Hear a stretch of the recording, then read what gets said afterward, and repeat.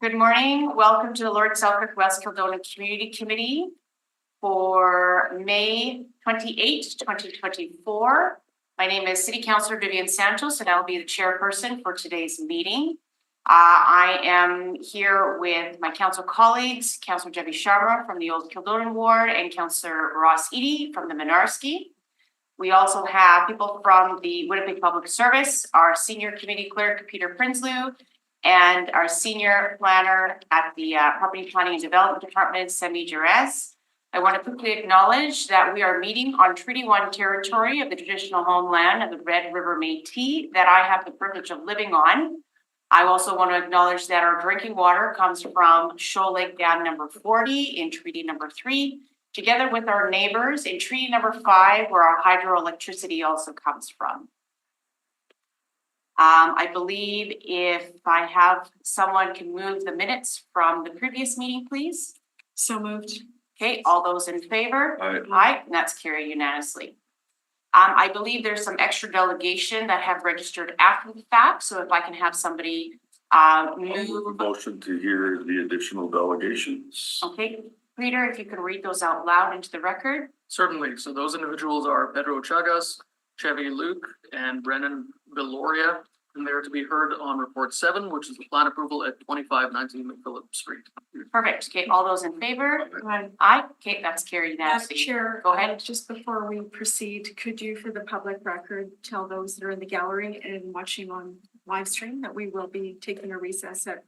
Yes, thank you Okay. for bringing that up. We will be taking a recess at 12 noon until 1:45. We have some city business that we must attend to that has been called on from the CAO and the mayor's office. So we'll take a break then. Okay, so thank you for bringing that up. We also have a scheduled public hearing at 10:30 that we would have to start at that time. Okay, sounds good. We will move along. All right, we'll move on to delegations. I believe we have Inspector Dudick. Is she available online? Okay, bring her online. Hi, Inspector. Good morning, everyone. Morning. Good morning, and I apologize. I do. I always have something scheduled, typically on this day. So I'll be somewhat quick with what I'm going to report on today. If there is any questions, by all means, ask away. Or if you guys would like to email me, that's no problem either. But just to kind of quickly go through, since my last reporting to council was on April 5th, so looking for the months of April and May, my members in General Patrol have responded to or were dispatched to just under 7,100 calls for service. They also generated about 220 proactive events in the community. The most common occurrences that my members are attending in this time frame were domestics, followed by well-being events and family troubles. For our community support unit, they attended around 532 events. They generated 59 proactive events, and the most common occurrence, I should say, that they attend are special attentions, which predominantly are protests. When we look at the total arrests for the division, we're around 724 for the 2 months, 244 of them being warrants of arrest. We currently have 8 bulletined hotspots. We've actually put a hotspot in each of our General Patrol cruiser car areas, one being in the Point Douglas area, one being in the William White area, which are targeting crime, drug offenses, and disorder issues. We also currently have added Main and Redwood, the Giant Tiger on Main Street, Burroughs and Keewatin, as well as the McPhillips and Leela area. When we look at our spy hotspots, we have about 41 hours of work being done in those areas. Oh, sorry, I apologize. I thought someone had something.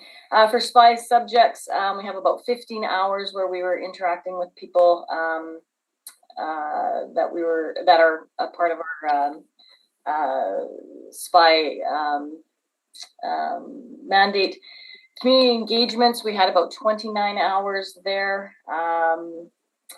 For our beat officers, we're around 90 hours in our beat zone. Traffic stops, we had 462 events in these 2 months. Traffic events were around 87. And for the PONs issued in the division or traffic tickets were just over 1,100 for the 2 months. For crime trends for the past 2 months, District 3 has seen a slight decrease, 6% of total reported incidents over the past couple months. The reported crime types are arsons, break and enters, robberies, sexual assaults, theft from motor vehicles, stolen vehicles, shootings, mischiefs, thefts, and things of that nature, and assaults. We did have 2 homicides in these 2 months. Both occurred in the month of April, one in the William White neighborhood and one in the Dufferin neighborhood. We've seen a significant increase in drug events these past 2 months, but are still below the 5-year average for this crime type. Bear spray offenses are down, as is crimes involving knives. However, crimes involving firearms and other weapons are slightly up. And we've also seen a decrease in assaults, stolen vehicles, and thefts, but a slight increase in break and enters over the past 2 months. And that is what I'm reporting on today. Okay, thank you. I do have one question, but I'll look to my council colleagues. Any questions? No? Inspector, I know my office had reached out to you with regards to some speeding that was occurring near Inkster in the Inkster Industrial Business Park. Do you have any updates on that front? So that was about a month ago, I believe. So we have had our traffic division and our traffic officers in the area focus some time in that area. I believe people have been ushered around or away once seeing officers' presence. And I haven't heard anything further. Okay. We are monitoring that area. We are also monitoring the other area that you asked about around the Sisler High School. And I'm sending an email to you just in regards to one of my traffic officers making suggestions potentially for that area. Perfect. Thank you. Appreciate that. Okay, seeing no further questions. Thank you, Inspector. Always appreciate your time. Thank you very much. Okay, we're going to move on to delegations. Going on to the report with respect to the parking restrictions on Burroughs Avenue. First up, we have Daryl Warren, President of the William White Neighborhood Association. If Daryl can please come up. You have 10 minutes to speak. Followed after Daryl will be Nora Simon. Morning, Daryl. Morning. Welcome back. Yeah, unfortunately I'm back. I'm here to speak on the borough's restrictions on Burroughs Avenue. I think there's other alternatives. I think that the city administration and the city councilors are not listening to the residents of William White regarding this matter. This matter was brought up with one person having an issue wanting a pedestrian corridor on the corner of Charles and Burroughs. And that person, I don't understand why we're not just addressing the issue at Charles and Burroughs instead of eliminating parking spots from Main Street to McPhillips Avenue. That makes no sense to me. So we have sought legal counsel, and legal counsel instructed us that we should ask for a continuance so we can better prepare to rebut what the administration is saying. Because looking at your administrative report, we noticed discrepancies in that report. The numbers don't add up. There's a lot of discrepancies in that report, and this report has had 180 days to be prepared. We have had no time at all to see the report. I just picked up the report like last week, I believe it was, or this week. No, last week, pardon me. So we've had no time to prepare and rebuttal on this report. So I'm on advice from a lawyer, that all 3 delegations have talked to and conferred with. we decided the best thing we could do is ask for extension on this so we could go ahead and rebut what your report says and be prepared. So if we must go forward, we'll be doing this under duress because we're not fully prepared. We've had a couple days to look this report over and kind of react on some of the issues, but not all of the issues. So I would be looking at you councillors to go ahead and put this matter over for at least 90 days so we can prepare and rebut your report. And if you're not willing to do that, we're willing to go forward, but it's under duress and we're definitely not prepared to go forward. I don't see, you're done with your presentation. Okay, we'll go to questions. Go ahead, Councillor Edie.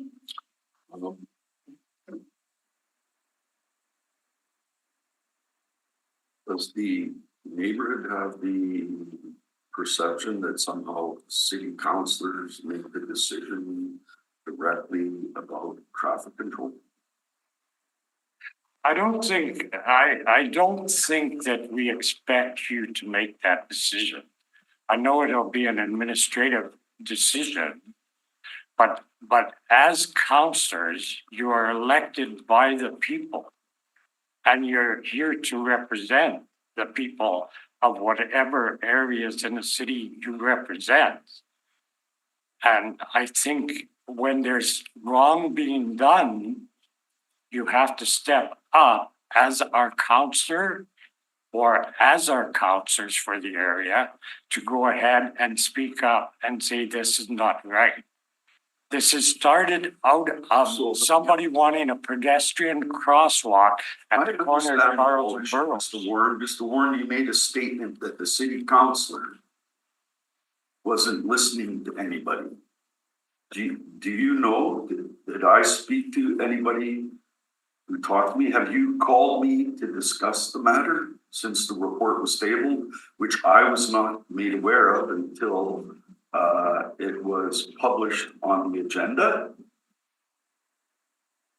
I had to report one day before you had it, Rob. Talk to me about it.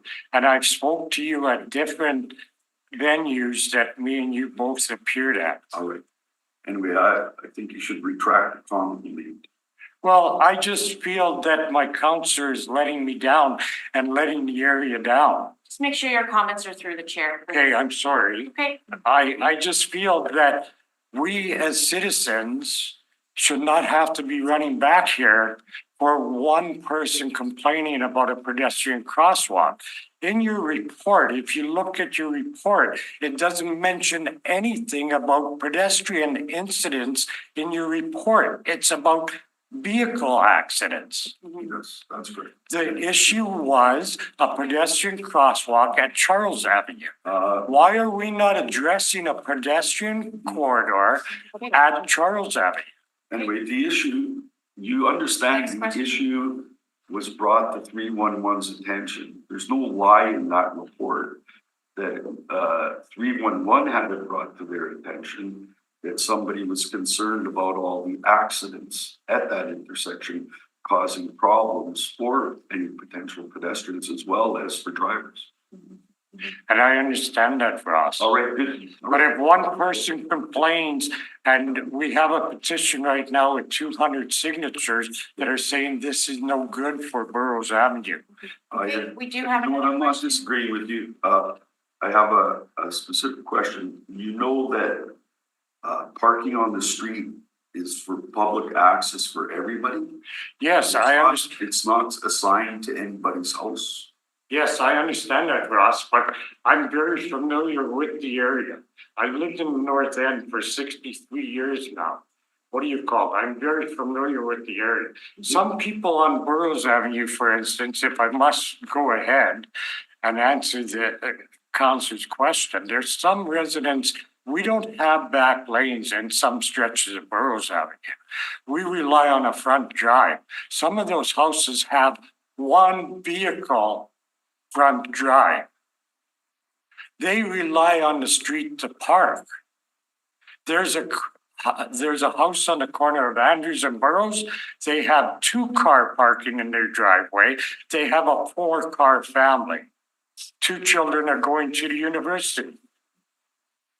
Okay, we'll move on to our next question, Councillor Sharma.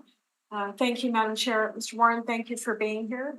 My question was going to be exactly that, is did you have a chance to contact your counselor who cares very much about this issue or speak to members of the public administration? You said you hadn't yet, because the report, let me finish please. The Okay. report just comes out, like you said, 4 days before, business days before, and that's the same time we as elected officials, I just want to explain process, see the report as well. When you were sitting at that very seat, not too long ago, there was a very robust discussion. Your counselor very much cares about the issue. So these things are a process. When we get these reports, it's your opportunity, because you're very familiar with the area, as is Councillor Edie, and we are somewhat representing the North. So it's your opportunity to look at the report and again, give feedback. And, you know, you've requested today the layover, your counselors heard you, but there is an opportunity to call your counselor before, and of course, put your comments on the record as you have today. Okay, but these things are a process, they take time. Yes, and I understand that, like I believe his name is Garalak. I've reached out to him numerous times to phone calls and emails to no response. That was prior, and now we have a report. I don't know who's penned it. We'll have a look. He's probably given input. Yeah, but we appreciate you coming. I want to underscore your counselor is very much on top of this issue, and it's an important agenda item today. I just want to emphasize for the area that, that this is something we don't need. And I hope that you counselors will go ahead and squash this, because it just doesn't make sense. It's total insanity that we gotta keep coming back here and fight this issue. Any other questions? I just do one have last a thing. question. One last thing, just about process, 200 signatures you mentioned on the petition, and then one person doesn't, like what's happening. Sometimes there isn't one, there's 3, there's 5, whatever it is, because we do get feedback by phone, email, in person. And so there's just some folks that don't come out like you have done today. Well, I totally agree with you, Counselor, that even one person has a complaint, that complaint needs to be heard. But to what extremes do you go to address that? Well, It's being addressed, we have a report. and it's an issue, Counselor, I'll point out that it's on the corner of Charles and Burrows. And we're gonna lose parking spots from Main Street to McPhillips. That's crazy. Thank you. I did have a question. Yeah, can I go ahead of you, Councillor Edie, or you want to go ahead? I read over the report. I had this time to read over it. Did you read the part that Andrews, Sinclair, and Charles are the highest level of accidents that happen in the winter? I breezed through the report, and again, if in regards to the matter, if you look at that report, it clearly shows that obviously in the winter time, it's an issue. All your accidents are happening pretty much in the winter months. And one of the things that I brought up to your administration, one of the ideas is for the public works to push the snow further back. We have nice wide boulevards. We can hold a lot of snow in those boulevards. And by the way, I do live on Burrows Avenue between Andrews and Powers. So I'm very familiar with Burrows Avenue. And I It's not just suggest, Charles, right? pardon me? It's not just Charles where these accidents are happening. Well, I mean, Ross, what do you call? I can argue with you all day about what's going on there. When Amazon came to Plymouth and Burrows, there was a big increase in traffic at first thing in the morning from 7 till 9. And from 3 o'clock to 5:30, the traffic would increase when Amazon was down Burrows Avenue. And we had a lot of speeders that were either racing to work or going home from work. Now Amazon is gone, what do you call it? The traffic resumed to normal. Then we had Selkirk Avenue all torn up where people diverted to Burrows Avenue as a thoroughfare. Now we have Redwood Avenue torn up, they're diverting over to Burrows Avenue. So there's a lot of reasons why. But on the long term, what do you call, I don't believe we have any more speeding than Inkster Avenue, Mountain Avenue, Redwood Avenue, Selkirk Avenue. I think it's just been brought to the attention of the city because of one person. And that one person is asking for pedestrian safety, not asking about traffic safety. So I do have some follow-up questions. With respect to, you had mentioned that you have legal counsel represented, you've hired legal We counsel. haven't actually hired, we're Okay. consulting with, just to see what our options are. Okay. And the legal counsel, are you going to be hiring this person once this process continues to move forward? Well, if we definitely need it, yes. Okay. And then, We're willing to go that far because it's just silliness. It shouldn't go that far. did your legal counsel mention what discrepancies in the report? What the We talked about discrepancies it. were? We discussed it, yes. Okay, but you're not willing to discuss it today without No, your legal counsel? No, because we're not totally prepared on the report. I got the report, I picked it up here from the clerk's office one day before the new counselors received it. But your legal counsel had mentioned there are discrepancies. Did Yes, the legal and so counsel? have we. Okay, So and we noticed some discrepancies. so could you outline those discrepancies today? Well, on your statistics, what do you call it? That's one, Like the collision data yeah, from the MPI? yep. Okay, what were the discrepancies on the collision data? Well, they from- go ahead and they claim that there's 110, what do you call it? 110 accidents, on Burroughs Avenue, what do you call it? In fact, it works up to 108. What do you call it? There's no mention of, for instance, injury, whether it's serious injury. I mean, if I get in an accident and I break a nail, what do you call it? Maybe I have to go to the hospital because it's bleeding. Is that considered like major? Is that considered minor? Or? Well, The did fact mention that. The fact that I got took away in an ambulance, is that considered major? Like, you know, just because somebody goes to the hospital doesn't mean it's a serious accident. Some people go because their back hurts or something, and what do you call it? And it turns out to be nothing. Serious? But I think most of the times when people make MPI claims, they have to kind of give as much data as possible. Is that Well, correct? definitely. Okay, so I don't think it's like discrepancies so much as to, it's more like individual people have their own stories. And so 110 stories, I'd like to call them individual stories, Yeah. have been given to MPI. And I believe that MPI had provided quite a bit of information on, you know, the highest number of right angle collisions resulting in injury. They had mentioned 8. So it's pretty thorough in my opinion. Any other discrepancies that you'd like to bring up besides? Well, the I'll go collision ahead and data? I'll step aside and I'll let one of the other delegates speak on it. Okay, so you can't answer my question? No. Okay. Any other Madam Chair, questions? Yes, go ahead, just, Councilor Sharma. Back to you in a moment. Mr. Warren, again, thank you for coming. Did you learn when you came here that your counselor is open to you reaching out to him and talking about the report? Did you hear that today? I heard this today, yes. Okay, thank you. But I have had conversations with my counselor at other engagements we Yes. were at. Prior to the report being published, because I think, you know, Yes, someone prior. wants to get a lawyer, that's obviously your prerogative, but Yeah, I always come from the places, let's work together. Let's hear what each party has to say and how can we move forward and make it better for everyone. So I did hear that he's open to your calls and emails, and you did as well. and I might note that one of my suggestions was from Main Street to where Burroughs comes out on Inkster by King Edward. There is not actually one speed sign on all of Burroughs for that stretch.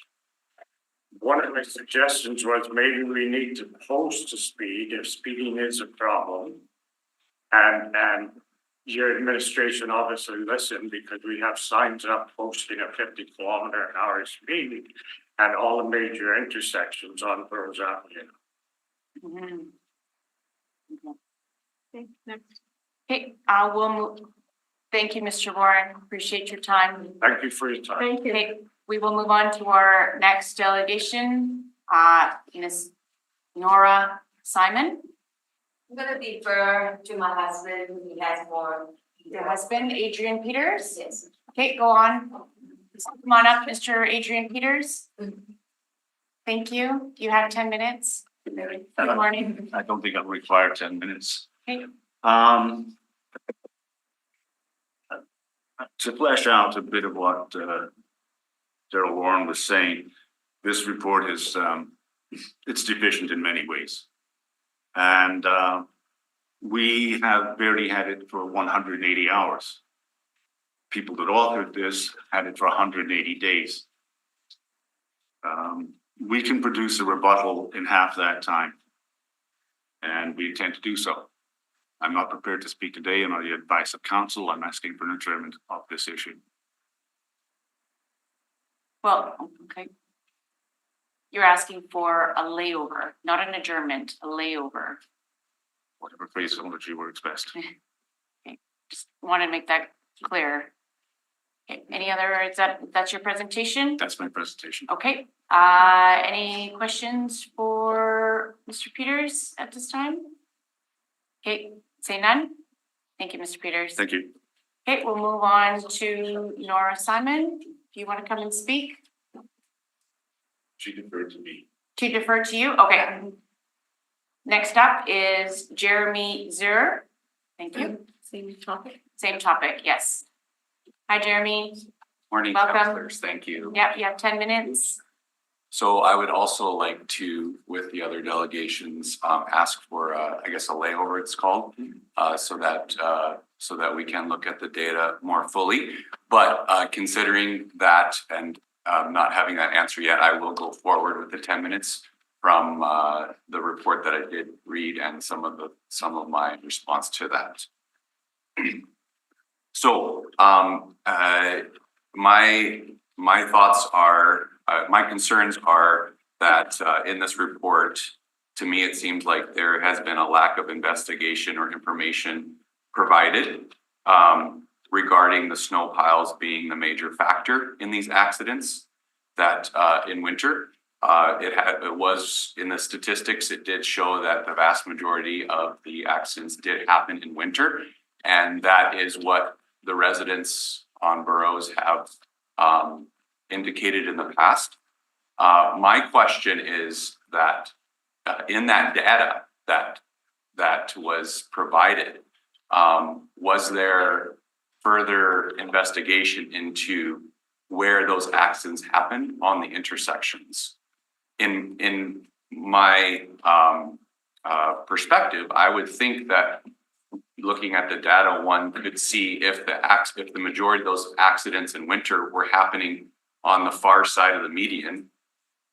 So as a car was coming through the median and then exiting the other side, if those accidents happened there, then it would indicate that the median visibility was the issue, which is what us residents were saying. Now, in this report, it does say that so on page 7 under table 2 in the response on how it was considered regarding the snowbanks, at the bottom of that response, it says street maintenance has indicated they will be pushing back or removing snow stored in the median at intersections and will monitor the situation to maintain safe visibility. That is one of the big things I was asking for. So I'm glad to hear that that is going to be done. However, in the report, there was no information on how they got to that decision. The only information in the report says that that the city does not typically store snow in the median, and that is not their typical response. So they're saying they're going to change. In a way, it feels like they're saying they're going to change what they had been doing, piling the snow in the median and having visibility problems, but they didn't actually admit to that being a problem. So So that's one of my concerns. And if that is the problem, which I would think that the data could help show that, then that should be the solution, not the parking restrictions. That would be my concern. Secondly, the information provided in this report indicating the sightline analysis that was done, and the site observation that was done in order to come to this conclusion that the parking restrictions will help. They did not give further information on how those sightline analysis was done, as well as there is no indication of a comparative analysis to other streets. Just recently, I went and I drove along Redwood Avenue and Inkster Boulevard, which to me seem to be comparative streets in Winnipeg, where you could look at parking and in and out of those same intersections. And to me, there's no difference between my observation was that there's no difference between the cars parked there and this wall that they're saying is on Burroughs of that gets in the sight line of drivers entering intersection. So I would be curious on if they did that in the research, and if they did, why didn't they provide the information on that? Secondly, if they didn't do it, why they didn't do a comparative analysis on some of this? Because to me, this report and we asked for more information originally, and they gave us this report. To me, the report is not really sufficient on giving us further information on how they came to this conclusion. So once again, just to I guess summarize, I am glad for this decision to remove the snow on the boulevards. I'm just concerned that there's no responsibility being taken for those piles that were there, and the potential maybe for those accidents being the cause of those piles. I don't know if the city doesn't want to take responsibility for that for concern of liability. I'm not sure, but there's no information indicating here one way or the other. So that's a concern of mine. And I still very much disagree with the parking restrictions being the solution for this problem. And to me, in this report, there's really no information that indicates that it will make a difference. So I would still continue to ask that those parking restrictions be reconsidered, as did all 200 residents that we talked to when we did our canvassing last fall. And then lastly, one thing I brought up in our last conversation here in the fall was that my wife and I live on Burroughs and Aikens on the corner there. So we have observed accidents on that corner for many years. That is the next most accident prone corner in the data that was shown, the fourth. I think there was the top three that were mentioned. Ours was the fourth. And we agree that that accidents there are a problem. We've witnessed them. So 2 years ago, we witnessed many more than are on here. And it was a bad year with snow piles. And we called those into 311. And what happened is 311 said, okay, we'll look into it. They came out, they removed the piles for 2 days, and then they came and they piled more snow on those corners right away again. So the issue continued. And so this last year was an El Nino year. There was not very much snow. We observed no accidents on our corner this last year. So once again, residents, we have lived experience, and it's not just the delegations, but it's also these 200 residents that signed this petition. And that's what is going against this one, whoever did this report, they did a sightline analysis. We've been told that the experts are the ones who know what to do here. They know what they're talking about, but this information has not given me any confidence that they do. I would like more information if that is the case. So that's what I have. I'm open to any questions at this point. But once again, I do also ask for that layover so that we can more fully look at the data and have a fuller response for you. Thank you, Jeremy. Looking to Councillor College, do you have any questions? I do have some questions. Sure. Okay, so you had mentioned that in your statement, and correct me if I'm wrong. Sure. that you had said that there's no proof of the data that it has created, that it will work, like the parking signs, if you were to install them, that the data or the accidents will be lessened, and there's no proof of that. So if you could kind of explain a little bit further into that, because if you can't, it leads into my second question, but if you can kind of clarify what you mean by that? Okay, so there's no indication on how they know that that will help. Mhm. So proof that it will help. So for example, comparative analysis of another similar context, my example being Redwood Avenue or Inkster, maybe they would know other ones too. There's hundreds of streets in Winnipeg with parked cars on the street that would have a same wall of cars that would have a sightline issue. So my question is, why is it a problem on Burroughs, they're saying, and not all these other streets? Okay. Peter, just a quick question. Will the administration be here to speak on the report? I currently don't have anybody in the Zoom meeting, however, I have reached out, but I have. Well, I do that. Okay, and then follow up to that question, I guess, we just kind of be the devil's advocate here. Sure. To get the proof, you would need to install the signs and do all the things that are in this report to prove that it's going to lessen the collision. Would you not say that's a correct statement? Yes, but also if they are going to be moving the snow piles now, that would also be an indication of this working or not. So if we do both of these, then we're not going to know which one is the problem. And if potentially these signs are going to be put in and that wasn't the problem in the beginning, and it's just going to further be problematic for residents, and that's one of our concerns. Okay, so then my third question, final question before I go to you, Councillor Edie, are you aware, and this maybe Councillor Edie could respond or could back me up on it. My understanding, and are you aware of the understanding that the reason why they don't pile snow in the meridian is because there's no catch basin in the middle, so when the snow melts, the snow can't go into the catch basins in the meridian. That's why they put them on the boulevards. Are you aware of that? Well, they shouldn't be putting it in the median.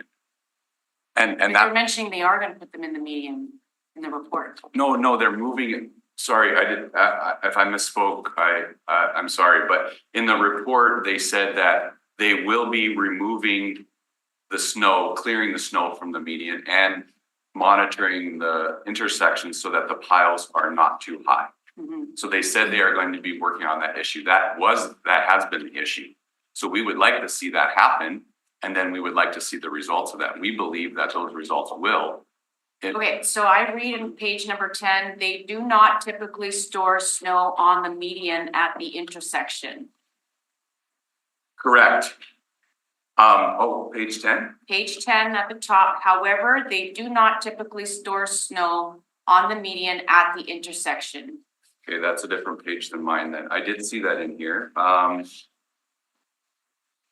So now that's why I'm a little bit confused, because they So- do not store the snow on the median because of the catch basin. So that's their policy. Yeah. That's what they're saying their policy is. Yes. But that is what we're saying they did not follow that policy on Burroughs. Mhm. I see Councillor Edie's agreeing with me. And so he's nodding his head. But also, but then I'm pointing to table 2 where it says street maintenance has also indicated they will be pushing back or removing snow stored in the median at intersections and will monitor the situation to maintain safe visibility. So that almost implies that it was a problem and now they will be pushing back or removing snow stored in the median without actually saying that that was being an issue. Mhm. That was my concern. Perfect. Does that clarify it Yes. for you? Thank Yeah, you. I appreciate that.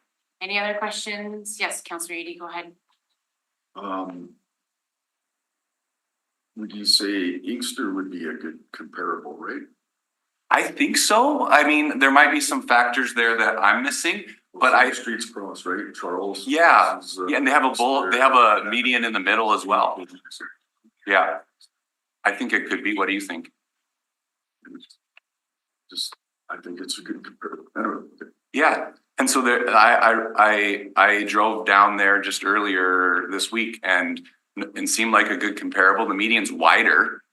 But as far as the cross streets, there was still many of those. Some of the streets had no parking, but that was because of like a school zone or something, but there's a number of those streets that have same as on Burroughs, and there are no parking restrictions. So I would be interested in comparable statistics there. And I want to thank you for presenting to us in detail, and you've raised some very important points. Thank you. Thank you. Thank you, Jeremy. Okay, Councillor Colley, just looking at the hour, 10:30, I'm looking to Peter, what the process is if we were to start the public hearing, but then go back to delegation. Can we do that? We could do that, however, I believe this will be a fairly short public hearing. We could probably conclude it in about 15 or 20 minutes. I'm seeing some nods here. As the public hearing folks are also here. Okay. So we just want to make sure that we are, for the people in the gallery, that we are adhering to policies that are being created. We must start the public hearing. So we're going to the public hearing process. We're going to start that. Mention that there are a few people here in delegation that can speak to it, and we should be over in about 15, 20 minutes. Okay. So those in delegation, I think I got Carrie LeBlanc, Kelly Ryback, John Arneson, and the other ones. Hang tight.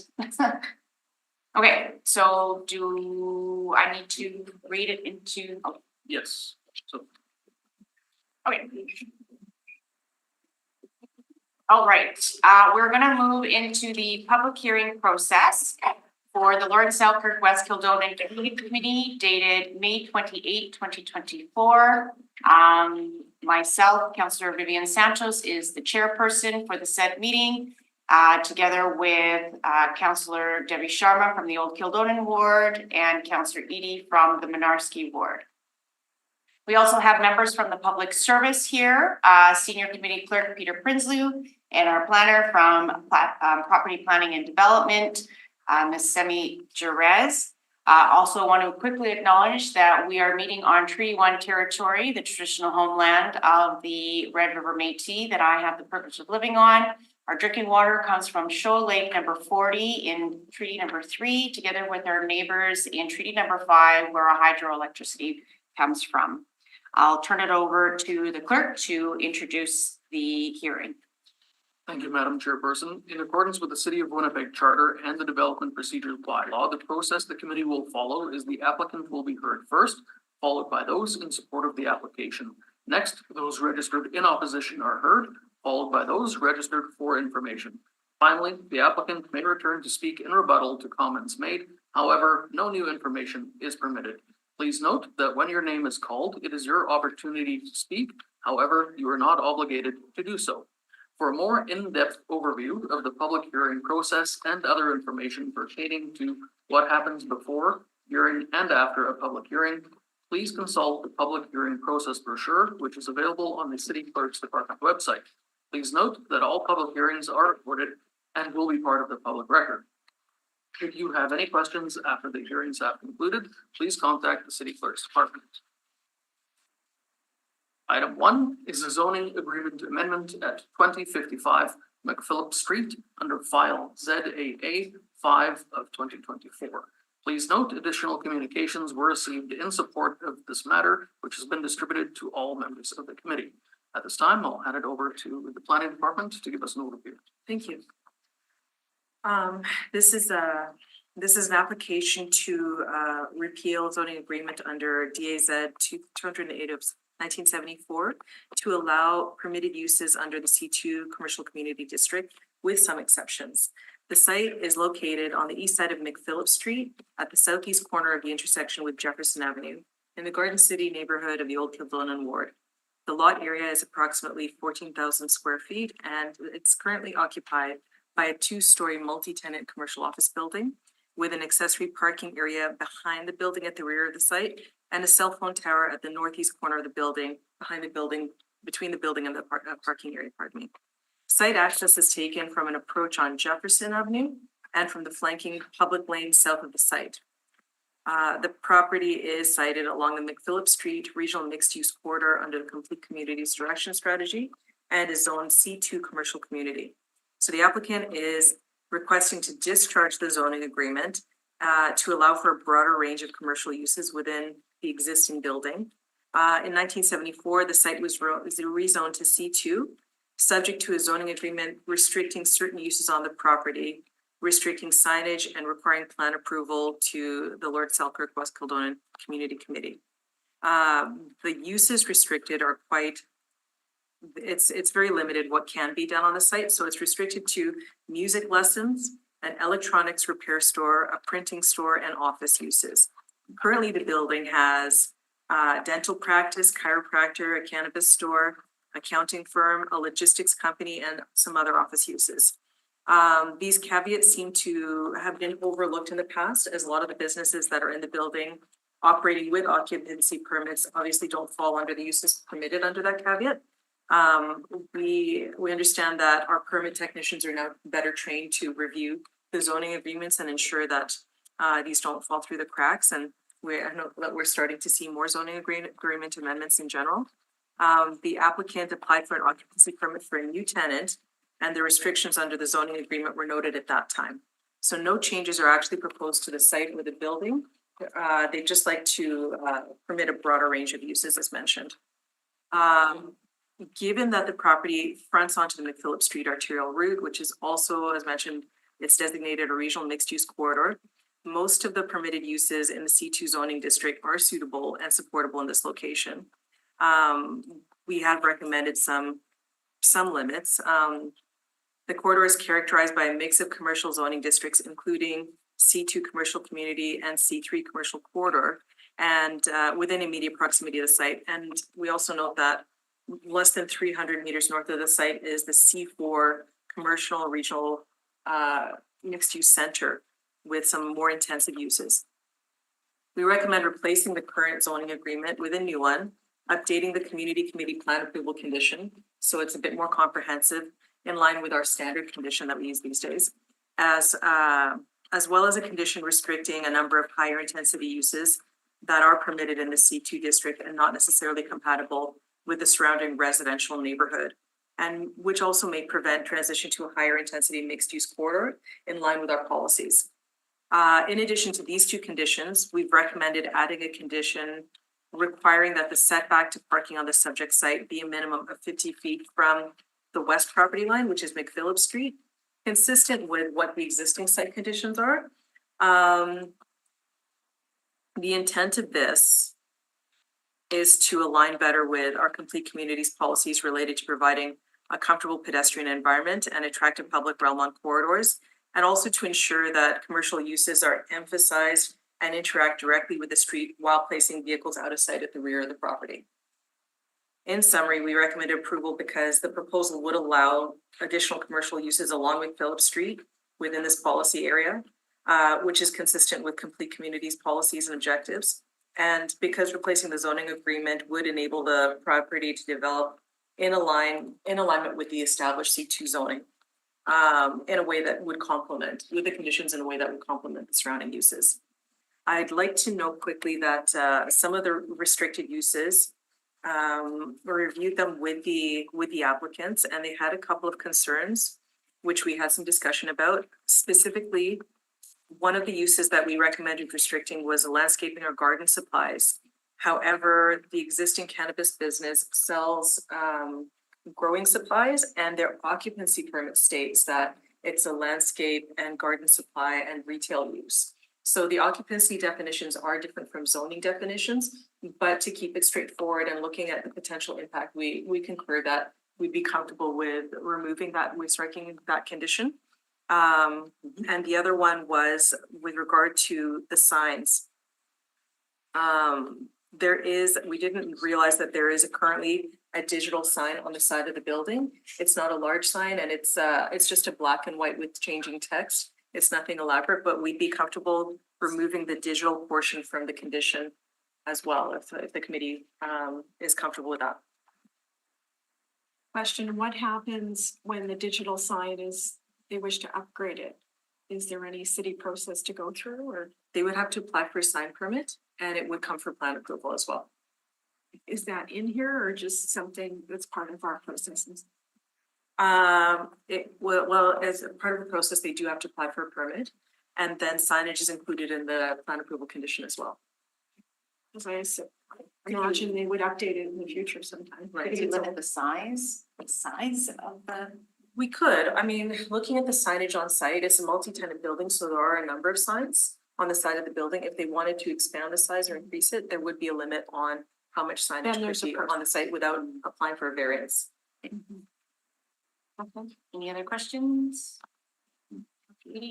Nope. I just wanted to confirm. Those restricted uses never raised the issue with what was being offered out of that building. The proposed. So it's just now, now that you have, let me just check. So the people who are looking at occupancy permits now are looking at any zoning conditions placed upon the property, because like in the past, I think they've had some businesses, operations in there that wouldn't have been allowed under there, That's correct. This would bring them into compliance. right? Okay. But you're right, there are businesses in there that over the years have established through our occupancy process, but permitting didn't catch up with one of the I was gonna say, like, uses. according to that caveat on there, Jewish Child and Family couldn't have been in there. I mean, they moved it away years ago, but you know, they were operating under there, under that caveat on the zoning. It sounds like it wouldn't have been allowed. Which is kind of, That's right, them and others, yeah. Okay, thank you. We'll move on to delegations. Absolutely. First up, I have the applicant Leo Souza registered. And you have one down. Good, and you? Counselors, Peter. Yes. Thank you for listening to me. I'll just give you guys a little bit of background as to why this is coming about now. We just purchased the building on November 30th. We inherited some occupancy permits that didn't tie into zoning bylaws, and this is just an effort to clear everything up so everybody can be on the same page. We had an applicant, we had an empty space in the building. We had an applicant who wanted to do esthetician stuff, permanent tattoos, like permanent eyeliner. I'm sorry? Like makeup, yes. Yeah, okay. So she, nice gal, applied, was denied, and it didn't make a lot of sense because body modification wasn't allowed. Then turns out that there's a dentist in there who I bought the building from and a chiropractor, all kind of in the same body modification type world. So with the help of the good folks at the planning board, they sent me down this path. So I'm just here to support. And I had a couple exceptions, but you did a really good job explaining them. So I don't have a lot more to say. Excellent. Rick, any questions for the delegation? Councilor Sharma, go ahead. Sousa? Yes, Yeah. So you are in agreement with the report before you I am. and taking out certain uses of landscaping and the other, you concur with that, you agree? Can I add one comment? So with respect to the digital sign is not just black and white. There's color on text, right? I'm not intending to upgrade it for a while unless there's something catastrophic, it breaks or whatever. But that being said, it is very small and quite high on the building. I love Mr. Lube. Mr. Lube's right next door. I go there all the time. They've got a brand new one, double-sided, right next to the sidewalk. It's about 5 times the size and extremely light and loud and blinking. So certainly I anticipate that if we needed to upgrade the sign, certainly wouldn't be to that scale, but that one is closer to the sidewalk, much lower, so I don't anticipate a problem. I would hope not. And you'll be going through the process, there will be a process. Yeah, and I thought of a permit for that sign. I pay an encroachment fee because it comes out 1 inch too far, I guess, from a Manitoba hydro limit or something like that. Mhm. So I pay on it every single year. It's already permitted, and I would continue to follow the process. Okay, so you're the new owner, I am yeah, and you run a business in there as well? JR Accounting. Excellent. Good. And the other partner is from Nitro Ottenbridge. Orchard Bright. Yeah. Owns my 2 sons. Okay, good. I've never had an opportunity to meet you. I'm the ward counselor. So good to meet you. Nice to meet you as It's a well. good building, always kept clean and no issues. It's much cleaner now, right? Okay, good. I We look do forward to have a connecting question. with you outside of this meeting and Mhm, yeah, I look forward keeping to up with what you may be doing to your building. it. Sure, like there's like structurally, there's nothing that we intend to do besides maybe some paint or. It's a very good structure, as you mentioned, it just needs a little bit of cleanup. Update. Do you live in the area as well? I don't, I live in St. Andrews. Just, Close by? yeah. Very good. Okay, so you're in agreement with the report. And yes, I'm glad the planning department, I'm aware they worked very closely with you. to They get did, to- she was great. To today. Yeah, and we're well aware, especially the ward counselor, of the file before it hits the agenda. It's not that we just know about this last week. We've been dealing on the file for a while as well. Yeah, it took a lot, I've never gone through this before, it took a lot longer than I anticipated, but we're here. So do tax returns, be interesting. Yeah, hi, thank you for obviously doing business in the Northwest. It's really good to see some smaller, local businesses here in the community. Maybe it could be out of scope, but I'm just curious that you've taken up the building. Do you intend to shift or change some of the businesses that are in there currently, or are they more like lifelong leaseholds? There will always be some attrition, but we're trying to keep it as a professional type, community type location. The chiropractor is retired, right? The new dentist, there's a dentist group buying the existing dentist, and he wants to expand into both the chiropractor's office and the dental office, just making a bigger dental office. But nothing like that. I'm a lifelong tenant. I've got most of the second floor.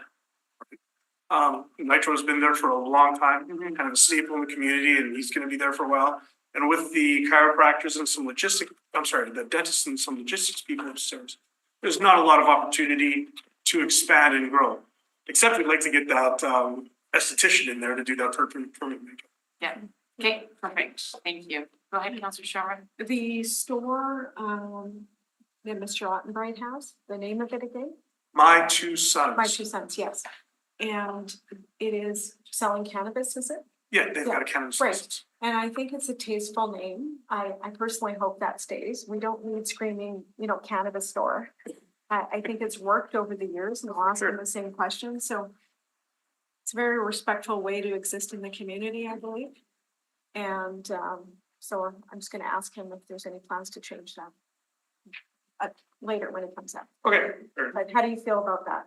Oh, it's a great business, great store. Very good people, right? Not, there's always a preconceived opinion of something like a cannabis store, but then when I met Nitro and his family, very upstanding guys. They do a lot of good things. They certainly are staples in the community. Mhm. Over the years, absolutely. Okay, thank you. Thank you. Okay, Any other questions? nope, that's it, you're Okay, very good, good, thank you. great, we'll move on to our next delegation. Yes, next we have Nitro Ottenbright. Nitro, Yes. first time I've heard that name. Yeah. Welcome to City Hall. Hi. You got 10 minutes to speak. So basically, everything Leo just stated, all in support of getting those caveats lifted. So not much else to add based on everything we've. Did you hear one of the counselors here had a bit of a question about your name? Could you kind of Yes, express my some more? two sons. Mhm. It's a long story, but no. So it's my father. We started it when I was out of high school. So and then I have another brother. So it was kind of named after us. Started out as just a gardening supply store, and then as time went on with the medical cannabis users and stuff like that, even with the licensed producers, they do come and shop at our store, purchasing stuff for their facilities. We also do a lot with a bunch of high schools. They have programs going for the kids who have they're growing vegetables, stuff like that. So we do quite a bit of stuff like that. And then now with the whole legalization of cannabis, it was kind of fits hand in hand with what we've been doing up until this point. So Any plans to change the name? no. I think it fits well, you know what I'm saying. in the Yeah, we thought community. about it in the past, but People know where you are, they know Yeah. what you have, yeah, we've been 21 years now. So. right? Okay, excellent. Do you know your father? He's probably mentioned that. I think he served Yes. at the community club Yeah. many years ago, Yes. as I did Yeah, 20 years ago. At Maples, yeah. Mhm. Excellent. Well, thanks for being here in person. Yeah. It's always great. There's a Zoom option, but in person is better, I feel. For sure. And as the ward counselor, please reach out if there's anything I can personally help with going forward. Thank you. Thank you.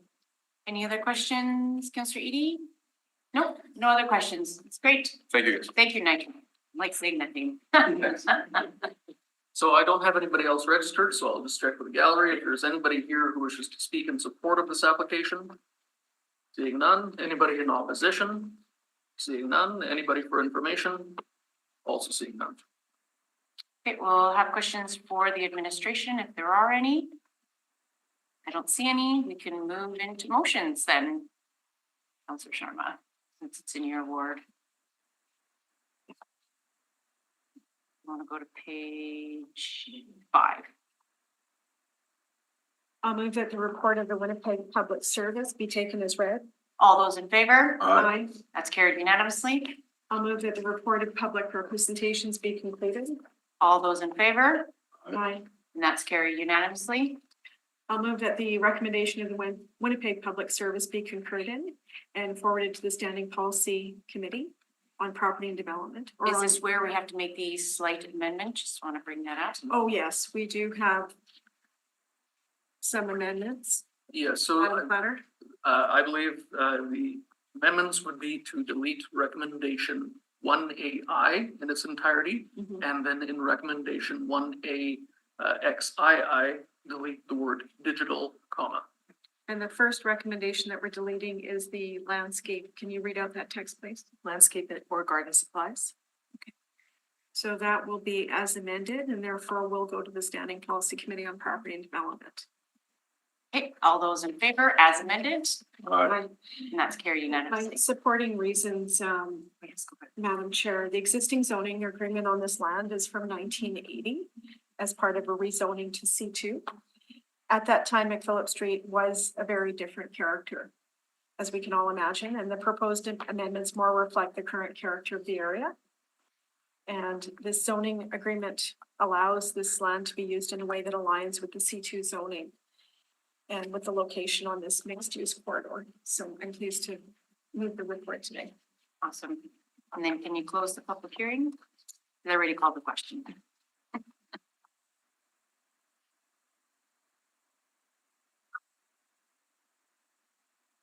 Councillor Sharp, I'd like to move that the public hearing with respect to this application be concluded. okay, all those in favor? Aye. And that's carried unanimously. Thank you. And it was really great, I'd like to say, to meet the new owners, young folks that are living in Northwest Winnipeg. In the north anyways, and really great that you were here today. And I wish you good luck with your new building. Thank you. Please note that the committee has made a recommendation on this matter that will now proceed to council. No further representations are permitted, and all persons registered for the public hearing will receive notice when the matter is to be considered by council. Is there an appeal process? There would be if it met the petition requirements as per the municipal board, but that threshold was not met. Good. So no appeal process, but it is still proceeding to council for final vote.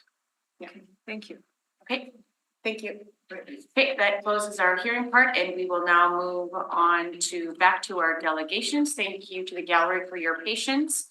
Okay, up next, we have Carrie LeBlanc to be heard with respect to the honorary street name designated to the Disraeli Bridge as Honorary Backman Turner Overdrive. Come on down. Are you gonna sing? No, but I No? have a song that I've asked Peter to queue up if we could, Peter. I don't know if that was possible.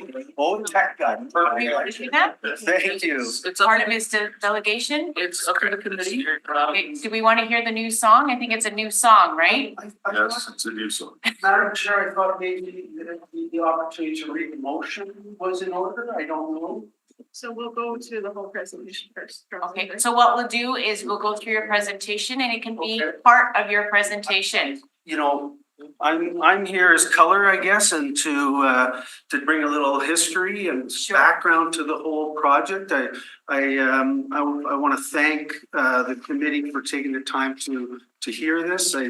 I certainly want to thank Councillor Eady for his championing of the idea and moving it to the stage that we're at now. I certainly need to thank my co-presenters that you'll meet shortly. You know, so this in background and in color as I use has been a process for sure. It's like one of the many I'm sure you hear on and on and on, but this was a about a 3-year idea that just randomly, I guess, came to me and just wanted to move this forward. And the basic idea is that I think as Winnipeggers, we tend to have this issue I'll use with boasting our great accomplishments. And this motion puts us past that and puts us into a position where we can change that. And we have an opportunity before us to change the way we see ourselves and to have an opportunity to recognize one of our own. And in that, not only recognize one of our own, but to build off of it. The current idea and the motion that the councillor has put forward, and again, I thank you, councillor, for that, is to recognize Backman Turner Overdrive and to do a honorary naming of and changing of the Disraeli Bridge. And so we could, and we've talked about this in some context, in that we could possibly be using sections of the bridge to recognize other Winnipeggers.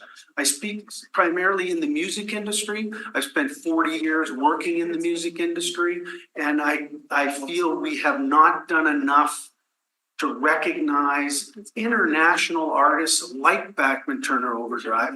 We tend to have focused on a very few, and there are many. There are producers like Bob Rock, who has produced things like Aerosmith and Motley Crue and sorry, my notes and Metallica. These are huge international music in bands that nobody knows Bob Rock, right? And so who's Bob Rock, right? So exactly, councillor. And so why? This is huge, right? And we have not spoken to it because we tend to do this. Shh, don't tell anybody. No. Let's stop that. Let's start telling people how great we are. And let's start using the opportunities that are before us to recognize our own. You know, this is Randy Backman from Backman Turner Overdrive, one of 5 individuals in the world who've had a #1 song in the Billboard charts with 2 different artists. Sting, Paul McCartney, Randy Backman. That's the level of individual we're talking about. Those people. And do we know this? No, because we do this. Councillor, I'm whispering is what I mean. And so let's stop doing that, please. And again, this opportunity, and I think we have that opportunity to do change and to be working together, and together we can make a difference. And I think that's part of the motion, and it's the start, only the start. So I come today to, as I say, bring color, to bring the enthusiasm to the project, and to bring thanks, you know, and thank you for supporting the idea. And there's others that are certainly need to be recognized within that. Councillor Sharma, Councillor Santos, Councillor Chambers, Kenny Boyce, and others who've certainly championed. My co-presenters will be here shortly, who can take some more specific stuff, I think. And I just think, I spoke briefly, a 40-year person working in the event business. I've been a Winnipegger all my life, living in the north, living in the Margaret Park area, and working with Randy Backman for over 20 years. So a personal connection, but also a business connection. But it's not that I see. I see that We have an 81-year-old Winnipegger who is not going to be with us forever. And so most recently fought 3 bouts of cancer in 1 year, had COVID, scared the crap out of me personally because we were going to at some point lose these wonderful Winnipeggers and have not recognized them while they're alive. We need to stop doing that and start taking that opportunity while people are with us to recognize them and to thank them for their contributions to bringing Winnipeg to the international market. And you see that through those efforts when we get artists like Hart coming to town and other major acts that have come.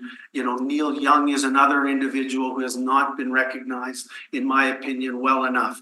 Again, working in the music industry over 40 years, on many occasions, I've been asked to bring traveling artists to see Randy's home, to see Burton Cummings' home, to see Neil Young's home. The people in the music industry come to Winnipeg and those are landmarks they want to see. Now they'll have the opportunity to come to a bridge named after many, I hope, Winnipeggers working in the music industry. Crash Test Dummies, many others that have come in that vein. So, speak to Randy. Randy, an 81-year-old Winnipegger, grew up in the Garden City area, speaks internationally about his upbringing. And he's now just being recognized in Vancouver, a different market that he's also been in. And in that, he speaks about 60 years of being in the music industry. And to that, I'd like to try and play a song that he's written that is going to hopefully be able to set us in a motion to have the bridge. My tech guy. Thank you. Thank you. Oh, I ran out of time. Thank you. We don't need to play it all, so I just want to get the gist of it. It's like so is it playing? No? How long is it? It's too long, so I'm not going to play all.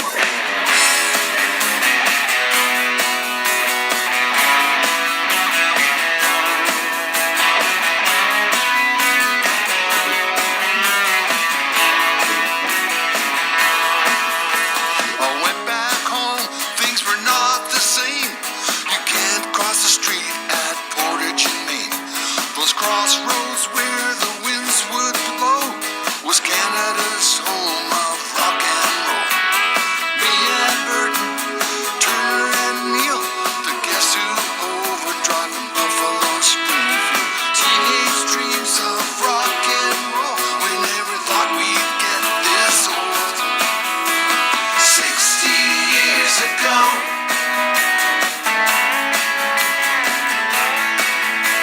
60 years ago. So that's the first verse of that, but you can hear some stuff, that I think is great to play off. And one of the ideas that came out of our pre-meetings was having QR codes that people could then come to and hear music from other Winnipeggers, other musicians that they could then take away from. And it builds for me on the future, and some of our youth who are coming up in the music industry will recognize these names because we so quickly will forget that they played a huge role in the music industry, 60s, 70s, 80s, and today. So I don't want to take much more time in the committee. I do want to just quickly mention that, I did sit on that side of the table for 9 years in the safety committee. So it's quite different to be on this side of the table presenting. As a proud Winnipegger provincial athlete, working strongly in the homeless sector, I still believe in our city. I still love my city, and I represent our city whenever the chance is given to me. So to that end, I could take questions should you have, or we can move to the next. Thank you, Carrie. Very wonderful. Love being an anomaly and being the committee that can listen to music during a presentation. Thank you for doing that. Really brings a smile to my face. So I'll go to questions. Councillor Edie, and then Councillor Sharma. I just found out yesterday, late in the afternoon. How do you feel if it's the honorary Randy or Bachman Turner overdrive with the Disraeli Freeway rather than the bridge? Sir, Apparently we we can't do honorary bridge name. So as you will recall, sir, it was about recognizing a city entity, a city asset that matched the level of the individual. This was like I say, one of 5 individuals in the world. So what asset did the city have to match that, right? So I think it's just the start of the process. So that, again, working together with the city, with the music industry, we have this opportunity. Name it what you will, the citizens will take it from there.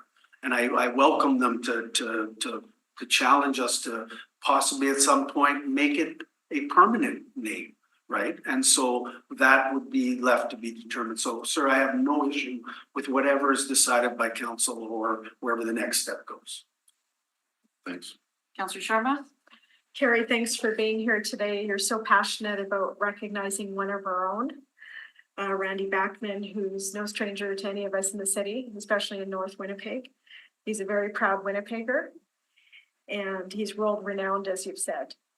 And this is very exciting idea. And as you say, it's a process because there's many different things that we need to consider when we're naming things. But this, I'm behind it. I think this is exciting. He did a wonderful grand opening at Save On Foods, the flagship store, when it opened on McPhillip Street. Right. He had the owners hired him to play there, and it was probably one of the best grand openings. In the fruit and vegetable section there, he stood and was carrying out his tune. So I think what you see here is we're taking care of business and we're moving this forward. Right, so thank you for your leadership. Yeah, Thank thank you for taking the time, and I remember that day, Councillor Sharma, and many others that, you know, I've had the opportunity, the pleasure, and the good fortune of working with this man and the band. I mean, you'll hear my colleague who will speak about Fred Turner, and you know, and he played a very major role in all of that as well. So we can't discount and can't certainly just identify one individual from the BTO, right? And the overdrive piece tied so well with the bridge, and again, meeting stature with an asset, right? And so that I thank the councillors, and I thank I thank Councillor Edie for the motion. It's well presented, Well, and I appreciate your efforts. I'll still say. Heart, music lover. I don't Councillor care if Edie. you were you at the, I was on the Seven Oaks School Division Board when we built the brand new West Kelowna Collegiate. And I don't know if you were there when we dedicated the Randy Backman, what do they call it? Entertainment Commons or whatever they call it. Yes, I wasn't, sir. You weren't there. No, I was not. So there is something there on it. And that, anyway, I again, thank you for championing this, sir. I like the statue thing. Yeah, I might, we'll see with it on the motion, but yeah. you know, in our, I don't know, did you know in our capital budget that when we look at renewing the streets, for example, the St. Vital Bridge is a great example. The actual roadway of the bridge is considered a street. No, But in the naming bylaw, the bridge is not considered to be part of a street, so. Anyway. one of the things, sir, that comes out of that is the amount of areas that this renaming and or this bridge touches. You know, it touches a lot of wards. And so I think it's a great bond for our city. You know, again, working together with all council to bring a vision forward and seeing that as an opportunity. Okay, thank you, Carrie. Thank you. We'll move on to our next delegation. Kelly Rada. Thank you. Thank you, councillors. And you hear on some positive news, right, Kelly? Yes. I've been supportive several times recently. No, thank you for this opportunity. And this is not a new idea. This has been bandied about in the community with radio personalities, but I took it upon myself, and things have evolved because it's coincides with Winnipeg 150. It's with 150, it's also the anniversary of one album of BTO that went #1 and a single that went #1. And in that 1 year period of time, they released 3 albums. They were a working class blue collar band with actually their first hit was Blue Collar. And it coincides with the Winnipeg 150 with their 50th. There's a 50th Back Ventura Overdrive tour right now. In fact, when they play Vancouver, it's going to be declared BTO Day by the mayor and with radio stations playing BTO music all day long. So they are internationally recognized. And it also coincides with the Winnipeg Art Council's theme for this year is the City of Song. And the 150 Winnipeg is telling our stories. This is both, it hits both of those. And Randy and Fred, they turned 80 last year. In the original lineup, two of Randy's brothers have passed away last year. Blair Thornton was brought into the band. All three gentlemen have been facing health issues. And to coincide with 150, this is a fantastic opportunity to embrace the success of Back Ventura Overdrive and also with Randy's other projects. That when you look at who they performed with, who they shared the stage with, who their friends are, is a Rock and Roll Hall of Fame list. I won't go through those, but it also brings a point, and if this has to be changing the motion to the Disraeli Freeway, so be it. Because you can do things with signage even with on the bridge about Back Ventura Overdrive.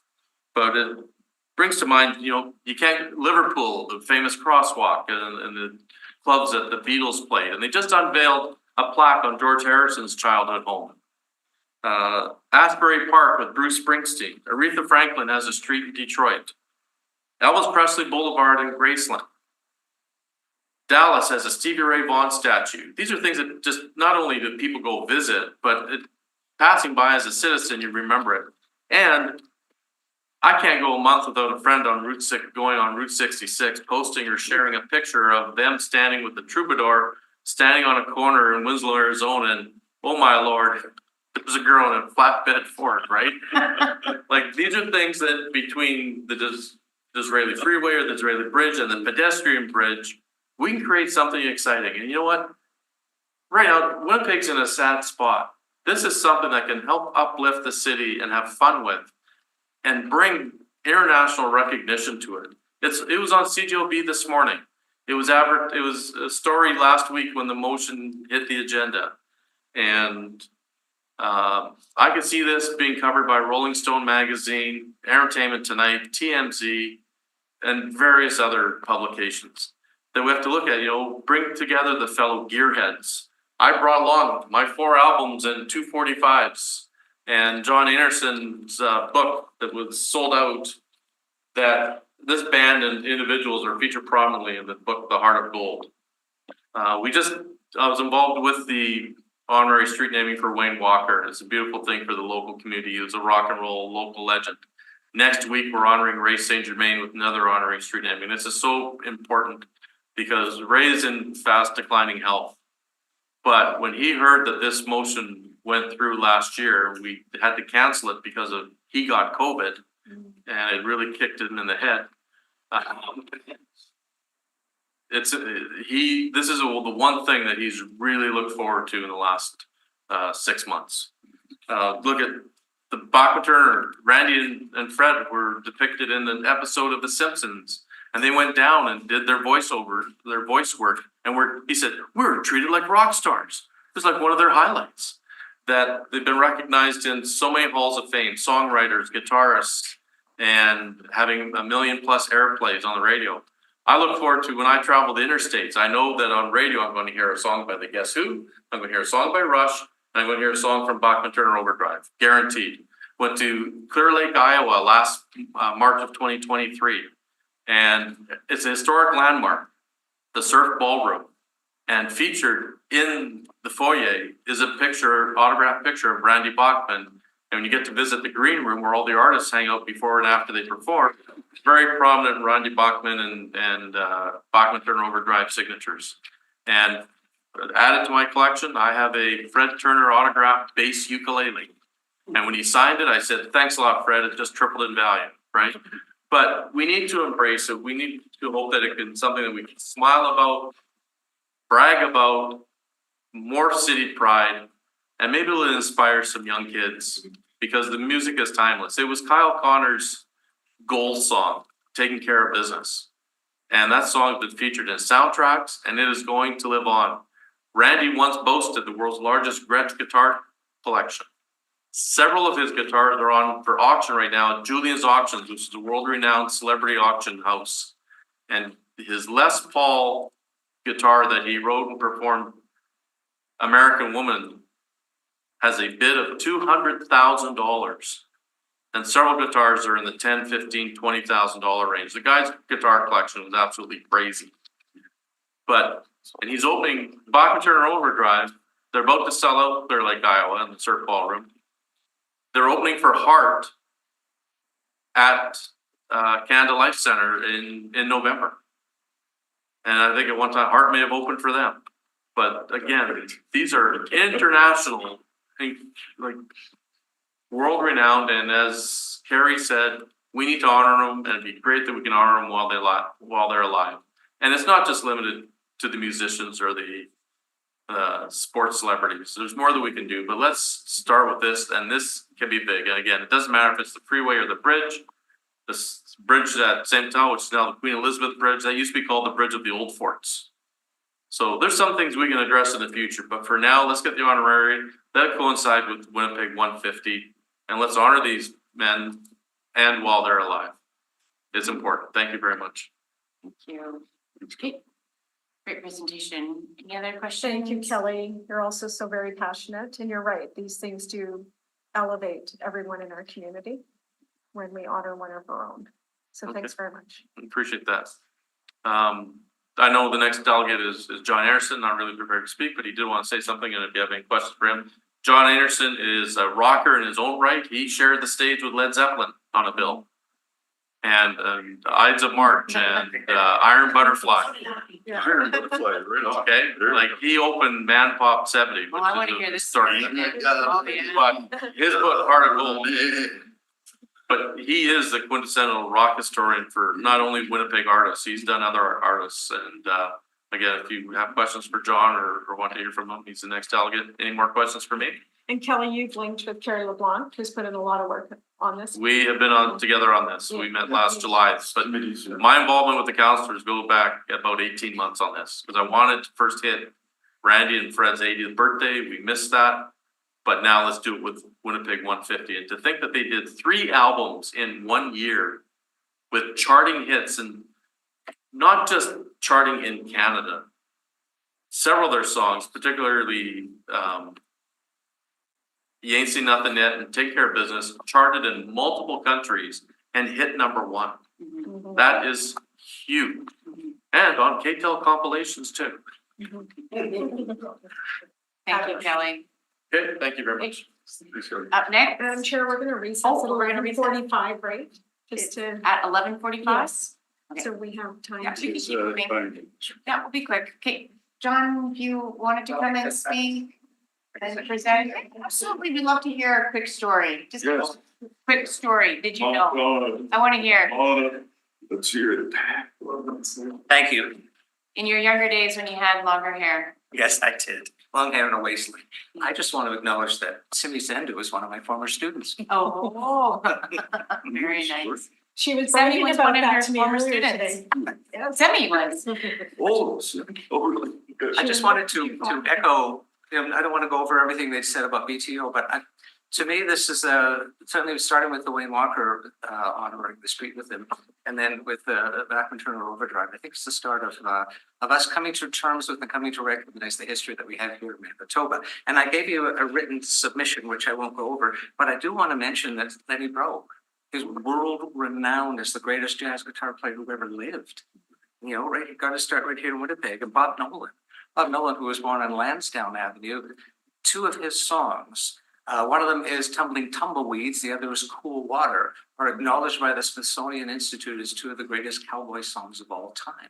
Lucille Starr, born on Langevin Avenue in St. Boniface, became the first Canadian female country singer to sell 1 million copies of the record. And she held the #1 spot in the Netherlands for 19 weeks with her song, the French song. Daniel Lavoie, who was born in rural Manitoba but came and attended school here in St. Boniface. He's regarded as Francophone music's elder statesman for Canada. And he got his start here. Terry Jacks, Seasons in the Sun was the biggest selling Canadian single of all time, born and raised in Winnipeg. And for 10 years, I did historical tours, musical tours of Winnipeg. And we had people coming from all over the world. And the most common statement I heard after the 3-hour tour, they're getting off the bus is, I didn't know that. They didn't know that, Neil Young, I mean, there are thousands of people every morning who drive down Grosvenor Avenue, have no idea that 1123 Grosvenor is where Neil Young lived and started writing his first songs. And a song from that era, Sugar Mountain, he is still playing to this day. So there's a lot of music history that we need to celebrate. And there are cities across the world who have come to recognize that. And it became Liverpool. I mean, it took them a long time to recognize that the Beatles were a huge financial draw for their city. And as Kelly mentioned, other cities around the world are recognizing that as well, that people want to come here and they want to know about it. And it makes us look good. It's a source of pride for us. And yes, I was 17 years old opening the Led Zeppelin concert. And I remember standing on stage, I had hair down to here, and had a cowboy hat. I thought it was cool. And I was facing my amplifiers and they announced the band and I turned around and there were 14,000 people and I went like this. And photographer Jerry Coppola, who was taking pictures of events that summer, took a picture of me at that moment. And every so often in the free press, when they want to talk about me, they bring that picture up again. My grandchildren do not believe it's me. Thank you so very much. Thank you very much. Yes, Councillor Edie. Okay. You were, John, John, Yes. I heard you were on stage with Iron Butterfly. No, wasn't on with Iron Butterfly, but a very well-known Winnipeg musician who went on to great fame stole one of their amplifiers. Oh, really? Okay. lots of That may not be from. I was just curious. Oh, I hope they stole it in the middle of his inexhaustible budget, right? Well, that was the show where it rained and they hastily moved it indoors from the stadium into the arena. And Maitland Steinkoff, who was a very prominent member of the Winnipeg community, arranged for the whole thing to be put on in the arena. And Led Zeppelin didn't have to come because they had a clause that said if it rains, we don't have to play.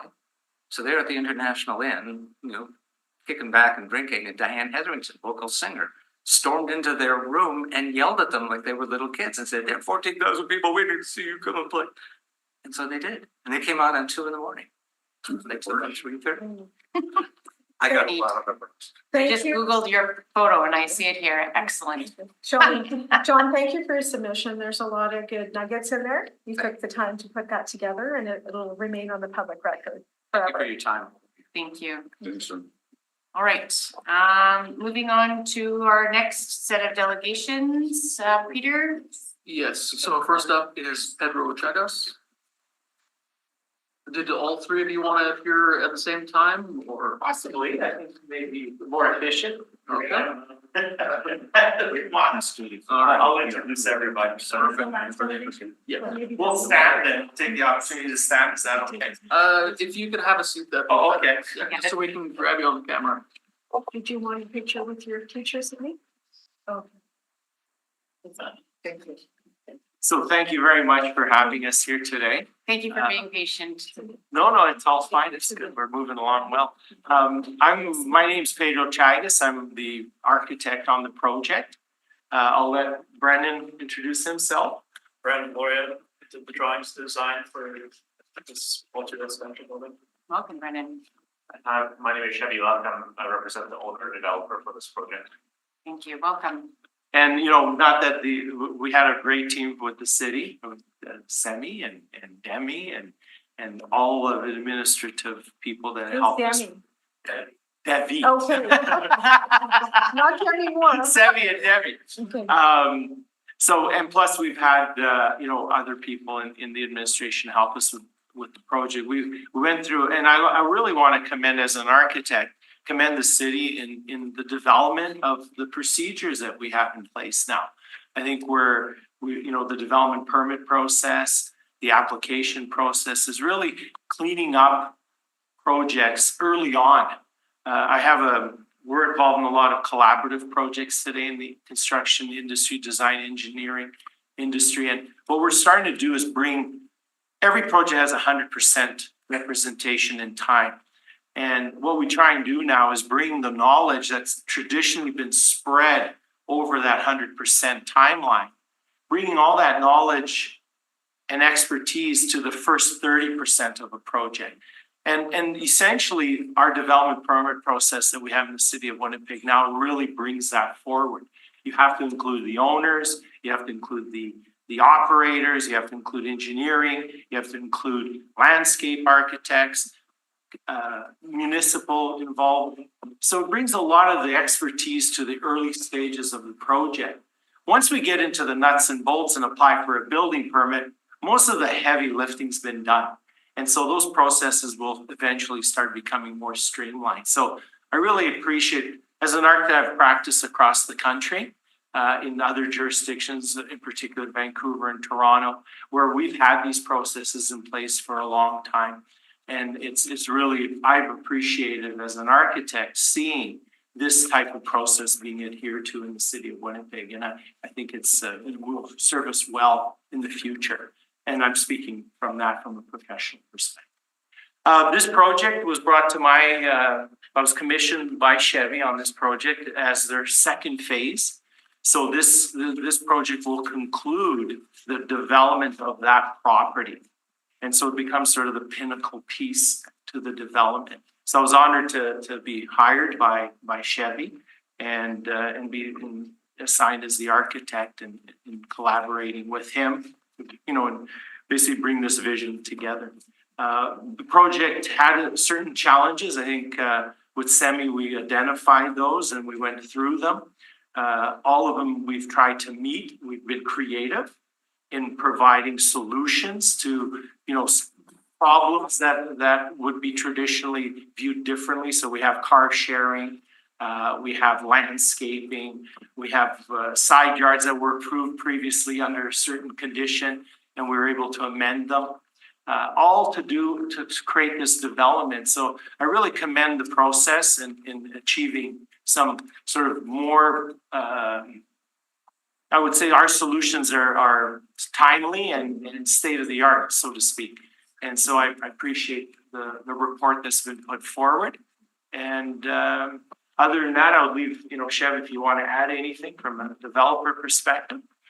Yeah, I just want to make a few remarks. It's important for me since first off, like Pedro is we only hire the best, so we have full confidence in Pedro to cover off our development. And I just want to thank, as an owner developer, I just want to give some context of what we do, right? I think it's very important that we invest and contribute back to our community. Thank to the council that approved phase one. We have 124 units full of families and people that live and work and contribute to our community. And then if this goes forward, there's another 142 families and people that live and contribute to our community. So we chose this development is inherently a little bit risky, but I think it's very important work, and this milestone is very important to us. It's very important for me to come here and show that we are aware of the context of the community, local area plans, and thank you for considering our application. Okay. Brennan, anything else you want to add? No. So I think there's drawings that have been presented to the administration. Yeah, you can bring them today. We didn't bring any with us. In the future, do that. Okay. It is helpful. Sure. Yeah. Yep. So the documents have been presented. They're part of, again, they're fairly, detailed documents that are presented to the administration, which is a requirement of the development permit process. So they're fairly thorough and detailed in nature. I do have questions, but I'll go. Go ahead. Okay, so this is the phase two, right? Correct. Because the first phase, I think, is up in operation already. I mentioned there's people already living there. How is the access to, I guess, the second phase? Are you still going off of McPhillips, or are you going off of Templeton? No, so the original phase of the project anticipated a arguable sort of an access route, vehicular as well as pedestrian access from a single approach off McPhillips. Mm-hmm. That's being maintained and then extended in the same architectural landscape character. Okay, and that, is that where the construction crew is gonna be going through there as well? Correct. Oh, it's all to the side. There's also another one off to the north face, Mhm. that will be used for some, in terms of staging, some large equipment. Oh, further north of the Crown Honda. You got it. Okay, there's another street. Yes. That would be what we'd call a haul road, Okay. those kind of, but a construction phase access. And you had mentioned pedestrian connection. I'm just looking here at. Can you kind of further explain a little bit more about the pedestrian connection from phase 2 that's going to lead to McPhillips or around the retention Yes. pond? So right now, there's a pedestrian access presently that commences at McPhillips and the approach going towards the east or west. And we're connecting into that existing pedestrian sidewalk, moving it further to the west into our development. And the documents illustrate a pathway that goes into our development, phase 2. And then along the entrance, towards the entranceway of the new building. And it's all lit as pedestrian lighting, as well as landscape all along that path and some seating areas. So it's quite a pedestrian friendly environment. And is there a way for the second phase to connect to the park that's Yes. in the Amber Gates area? Yes, so in the north, or in the northwest corner of the property, Mhm. the sidewalk then extends across our aisle that access way. Southwest, sorry. Okay, see here, yeah. And that interconnects with the park across the towards the west of the property. Perfect. Okay. Thank you. The visitor parking, as a result of when we met Pedro, I Yes. mentioned that maybe we could amalgamate it with the other building. Because you Yes. had showed visitor elsewhere. That seems to have worked out well. Yeah, very well. In fact, just to address Debbie's comment, the property has quite a significant parking ratio overall. So phase 1 was compliant, totally compliant. And then phase 1 of the project, which was the dealership, also has ample parking. So in the development of phase 2, the reduction in the parking requirement was contributed to by the overages that we had on phase one of the parking. So we've been able to use parking rather than it being divided into 3 segregated parcels and satisfying the parking requirement. We took a more holistic approach and looked at sharing the parking overages in favor of the entire development.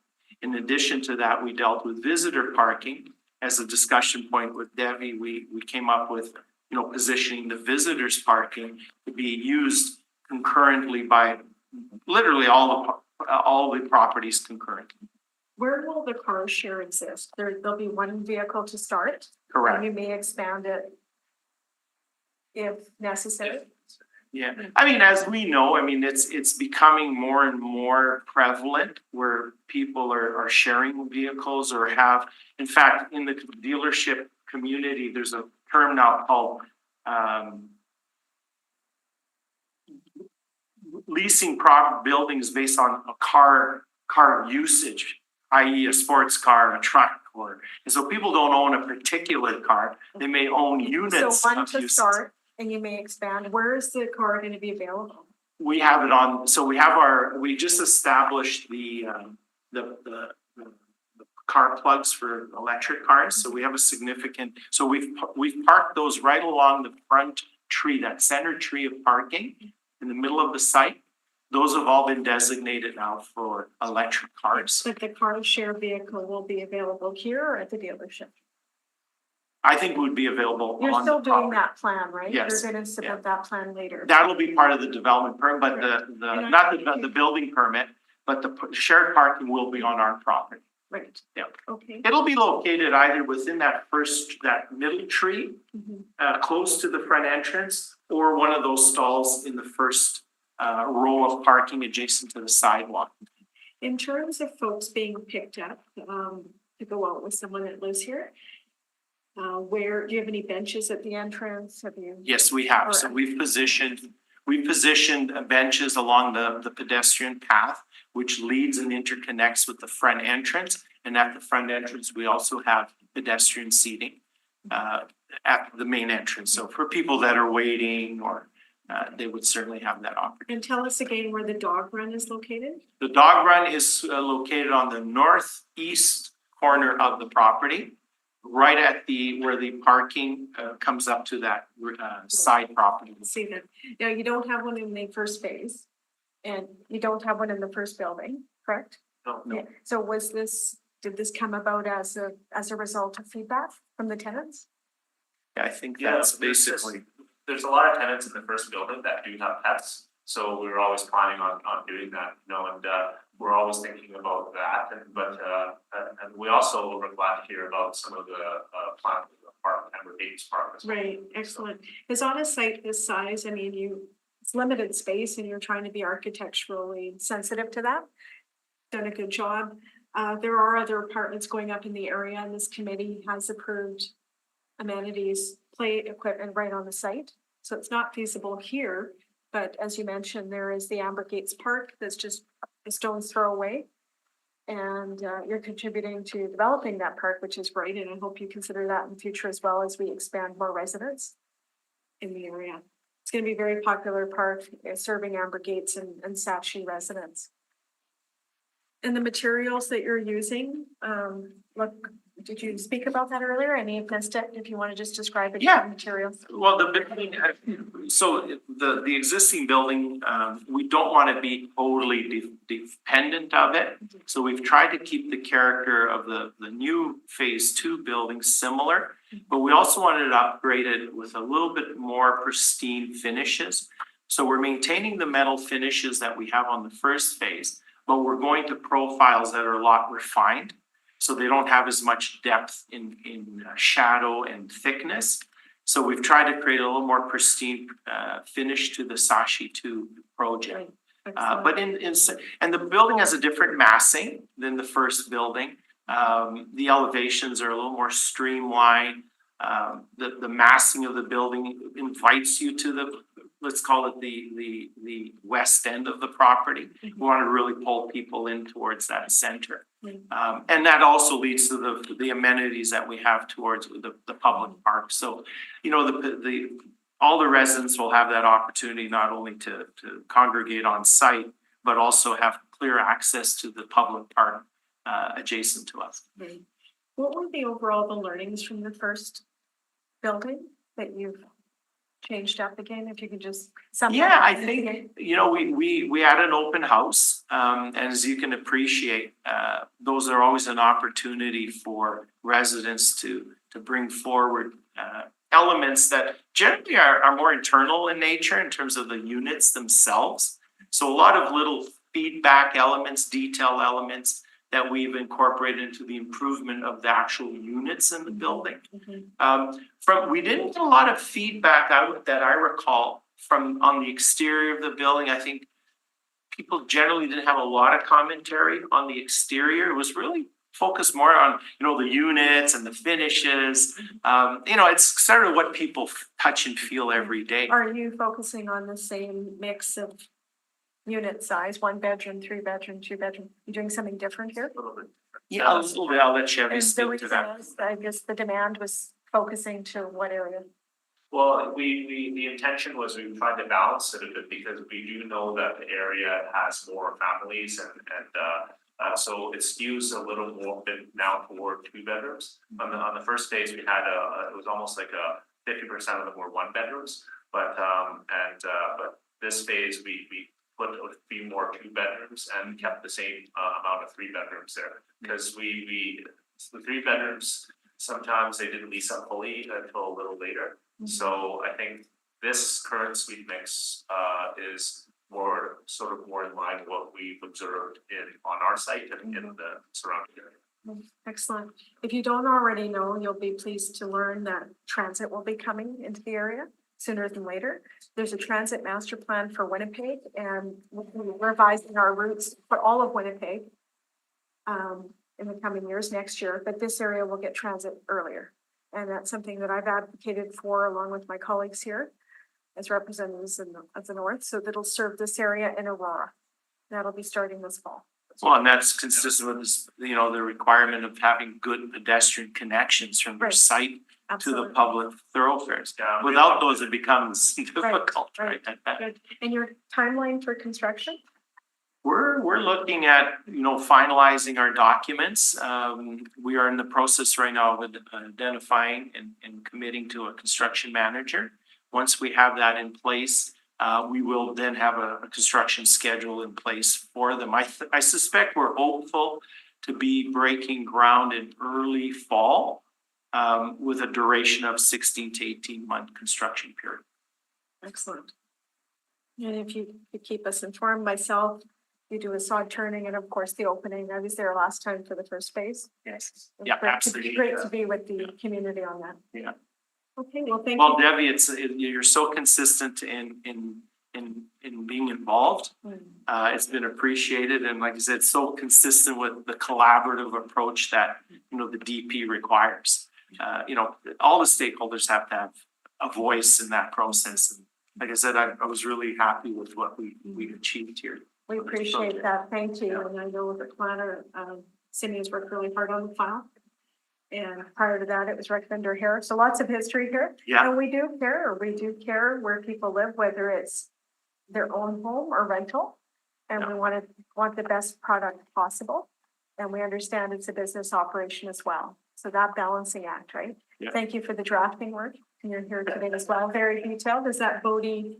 Yes. Yeah, he's done some beautiful 3D renderings that we haven't even unveiled the finals to Yeah. Chevy yet. Yeah. I think that's Oh, I happening need to see the tomorrow. finals too. so We'll do feel it. free to- Yeah, good, excellent, very good. You've made an interesting site work. Remember the first conversation we had around this? Way back, Yes. many years ago. So excellent work, Pedro. Thank Got a you. Good eye. Yeah, no, it was a You're pleasure gonna working with explain? everybody. Thank you. And you're Like I said, it's a enthusiastic. result of everybody. It's, you know, we're a conduit. And thanks for being here today in person. Okay. Thank you. Thank you. Thank you very much and appreciate you guys coming down and being patient. No, it's a part of the process. Thank you so much. Thank you for the opportunity. Thank you. Seeing the hour, it's 11:41. Do you want to break or you want to move into reports? Kind of quickly tie everything up. What do you? Right, because we have to get ready for the meeting. Yeah, okay, so we'll take a break. As I had mentioned before, we do have a meeting that we need to attend to, and we'll be back at 1:30. 1:45. Thank you, Shelley. Thank you so Thank you so much. Thank you. 1:30, 1:45? 1:45. 1:45, okay. Good afternoon and welcome back to the Lord Selkirk West Kildonan Community Committee, dated for May 28, 2024. We're going back into our reports. We finished off delegations this morning and broke for a lunch.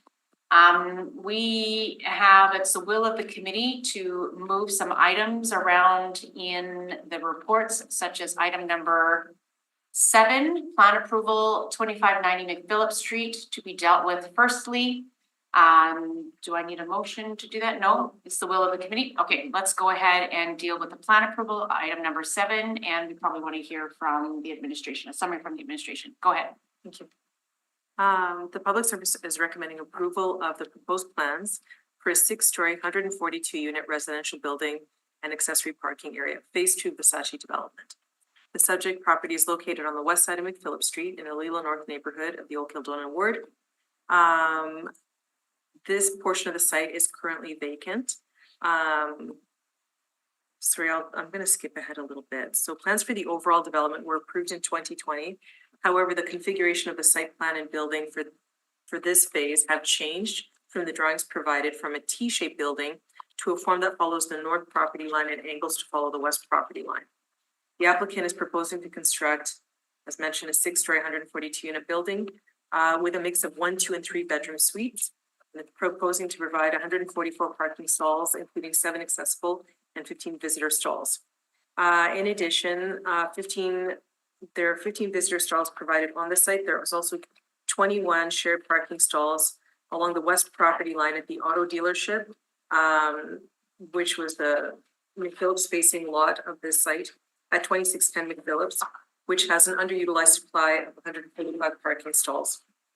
This aligns with information that we've been provided from other car dealerships around the city, saying that due to ongoing supply chain issues, the available parking exceeds their needs. So the applicant is also proposing to provide a car share stall at the auto dealership under the same ownership and would maintain the vehicle. This would typically offset about 13 parking stalls. There are 22 secure indoor bicycle parking spaces for the whole building.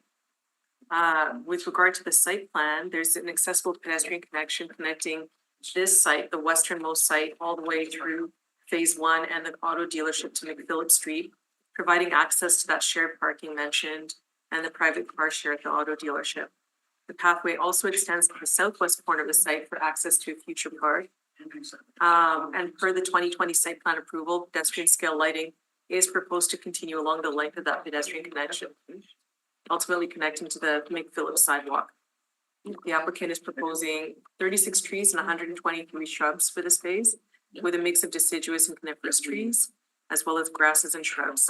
And there's also a fenced dog run area provided along the north property line immediately east of the proposed building. With regard to the elevation, the proposed building would be finished with a mix of cladding materials and colors, including pre-finished vertical metal panels, horizontal metal panels, and fiber cement board and red metal fascia. So as a bit of a detail up top there.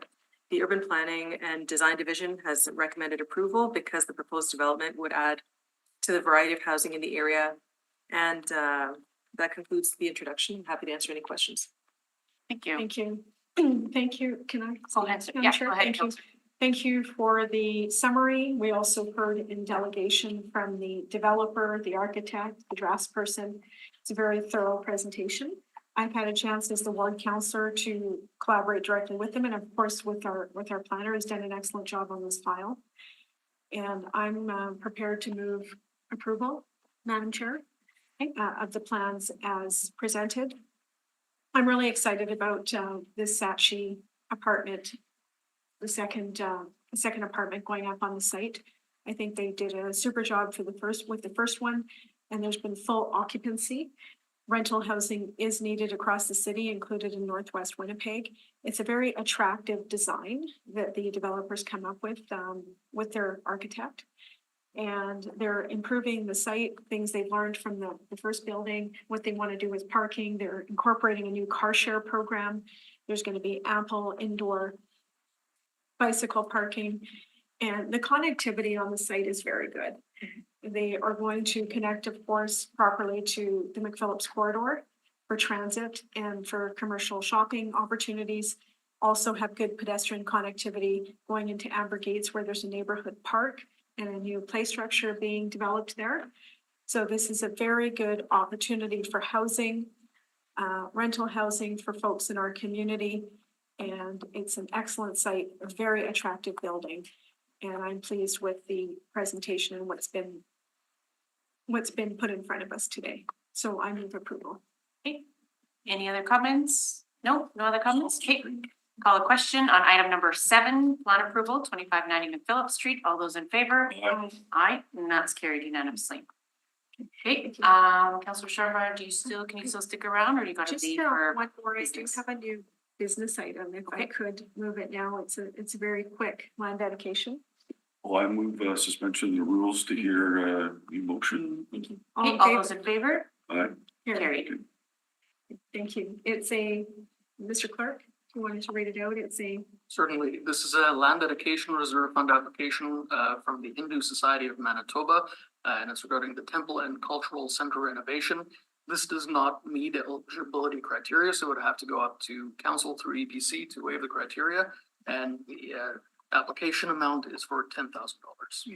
Thank you. So this here is they're building their cultural and community building on Ellis Avenue to make it accessible. And it's exciting. They have federal funding for the project quite a lot, so this would be another small portion that could help with their overall project. It's, is it $10,001? Is that, are we able to do that? Or is it just? We can put forward whichever you Sure. want. Thank you. I do know that the Real Community Committee also did consider this item yesterday and recommended approval of $5,000. Thank you. Thank you very much. That's the Real Community Committee. So it's a building that has a lot of use since the seventies or eighties, and it's time to make it accessible.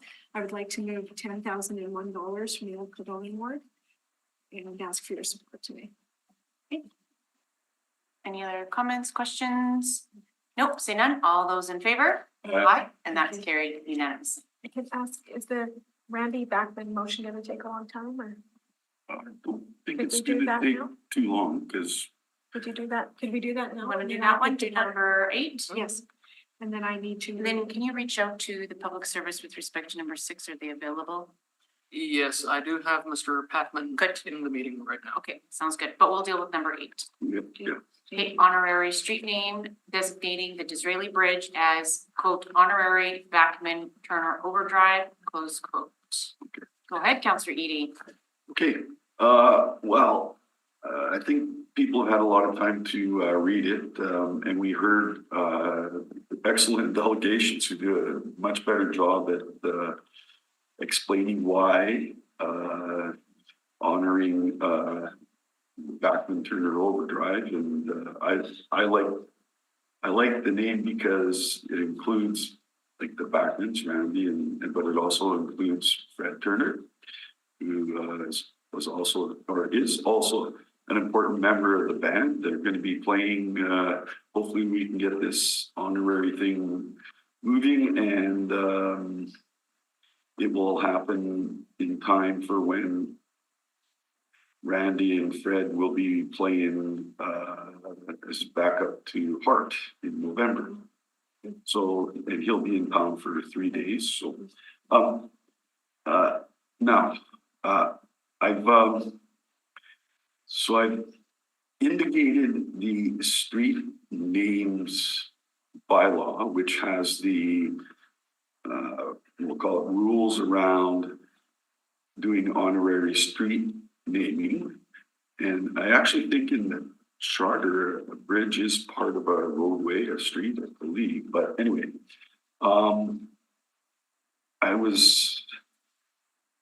not sure where this will go, but I understand legal's online, Mr. Clerk.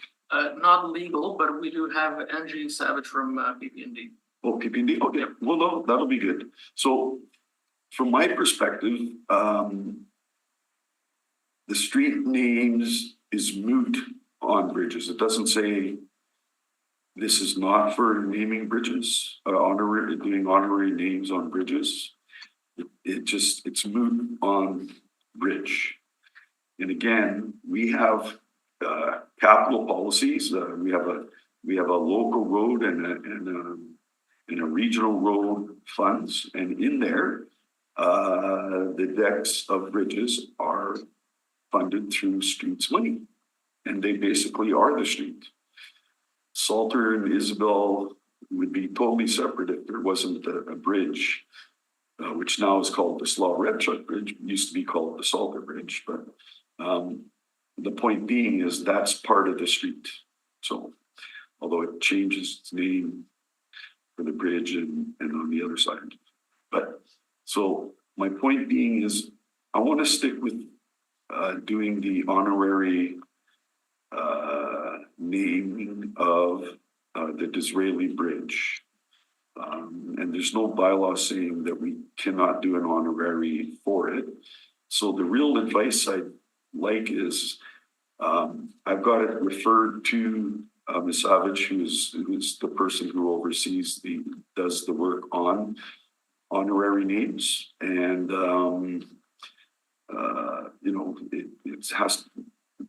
there has to be certain elements of checking to make sure things are okay and those kind of things. And I just think if I have to rephrase it, just to say by utilizing the street names provision for honorary street names to run it through that application process. And I don't know if Ms. Savage Yeah, has any Ms. Savage concerns is or not. available online and she can. Yes, I'm here. Good afternoon, Madam Chair, councillors and Mr. Clerk. Hold on, Angie, just give us 1 second. I think Councillor Sherman has something to say. Sorry. Sure, I just wanted to say I'm extremely supportive of this idea. And we spoke earlier in delegation, share the excitement with my colleague, Councillor Edie and yourself. And I thank the delegations that came forward today, particularly Carrie LeBlanc. I do need to depart for another city meeting, so I need to leave at this moment. Okay, Thank you. Thanks. Okay, go ahead, Angie. Thank you. Yes, so if this is going to be just honoring the name on the bridge asset, unfortunately, the street names bylaw does not cover the bridge asset. That would have to be referred to the Public Works Department committee. But if you do want to continue with as well naming part of the street as an honorary name in accordance with the street name bylaw, we just have to proceed with an application for the honorary designation. I can work with you, Councillor Edie, to facilitate this from Main Street to the bridge. But the bridge itself, if you want an honorary sign on that, it would have to be referred to Public Works. Okay, well, that's good to know. Or maybe I should just send it directly to EPC and council.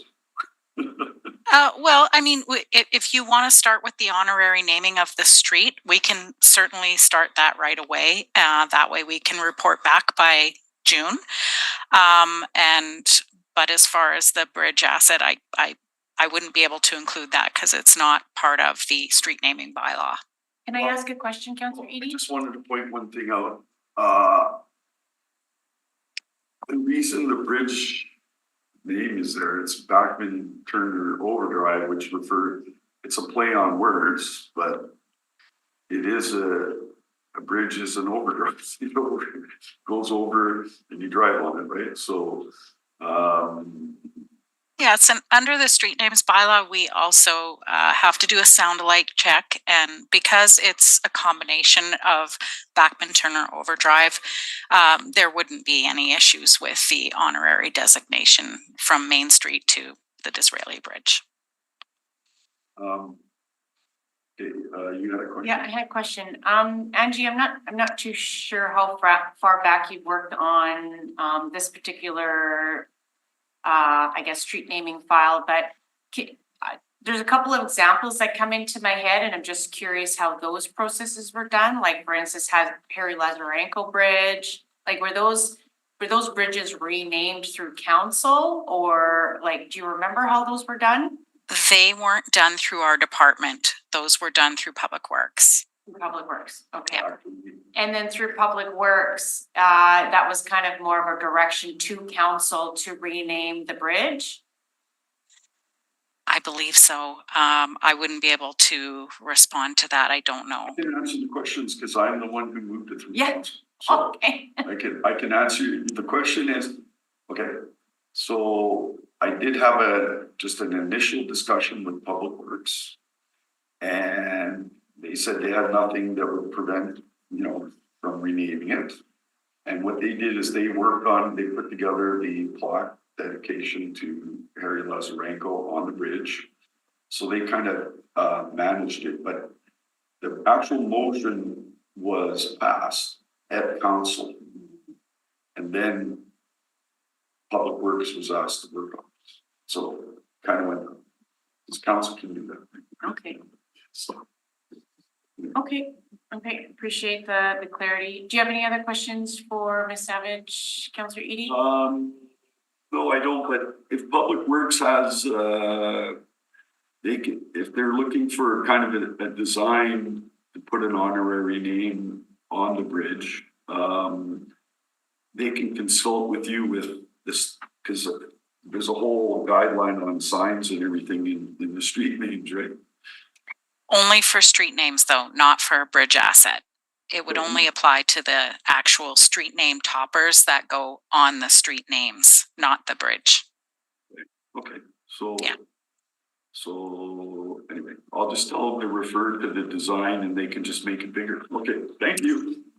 No problem. I'll be in contact with you to help you if you want to pursue the street as well. Freeway. No, I'm not gonna pursue the freeway. Okay. There's no reason, I mean, we're gonna proceed with the bridge, so. Okay, thank you. All right. So I need to change, what do I have to change in the motion, Therefore, Mr. be Clerk? resolved that. Well, okay, are we proceeding with an honorary street naming or? Yes, no, it's not a rename. Okay. No, it's an honorary bridge name. Okay, so my advice would be, the bulk of the motion will stay the same, so, I did email you updated wording this morning. But so, okay, so currently, item number 2 in your therefore, speaks about, the application fees coming out of the Menards Ward allowance, so that will stay the same. Number 3 being the toppers, being funded out of the Menards and St. Norbert, St. River ward allowances, that would stay the same. So in point number 1. Well, you wouldn't call it toppers, then you just say signage. Okay. Cause, yeah. Those toppers, you wouldn't see it on it, it's pretty small. Okay, so the motion would be that the Lord Selkirk West Kildonan Community Committee recommends to the Standing Policy Committee on Property and Development that the Winnipeg Public Service be directed to report back in 30 days on the following. Would it be Public That's Works? Public Works, right? Well, if we're still asking for an honorary, then it would be Property and Development because honorary street namings falls under the street bylaw and that bylaw falls under PPND. But because it's a bridge asset, That's, it's Public Works. Yes, but we're at. but Public Works can do an honorary sign.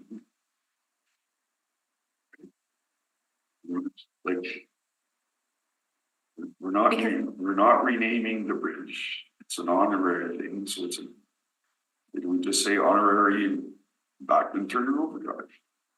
Yes, but the bylaw under which authority to have honorary namings falls under the committee of PPND. Right? Well, it doesn't for bridge.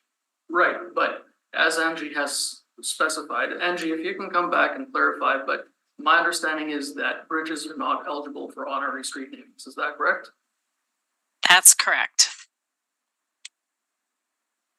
So the street naming bylaw 115 of 11 does not cover bridges. So the bridge name itself, if there's an honorary, even if it's called an honorary or it would fall under Public Works Department. It wouldn't be Planning, Property and Development. Okay, now that being said, to further complicate matters, as per the organizational bylaw of council, the authority for street numbers, let me just pull it up here, but that is actually Community Services Committee. Yes. Yes, let me just pull up that specific section.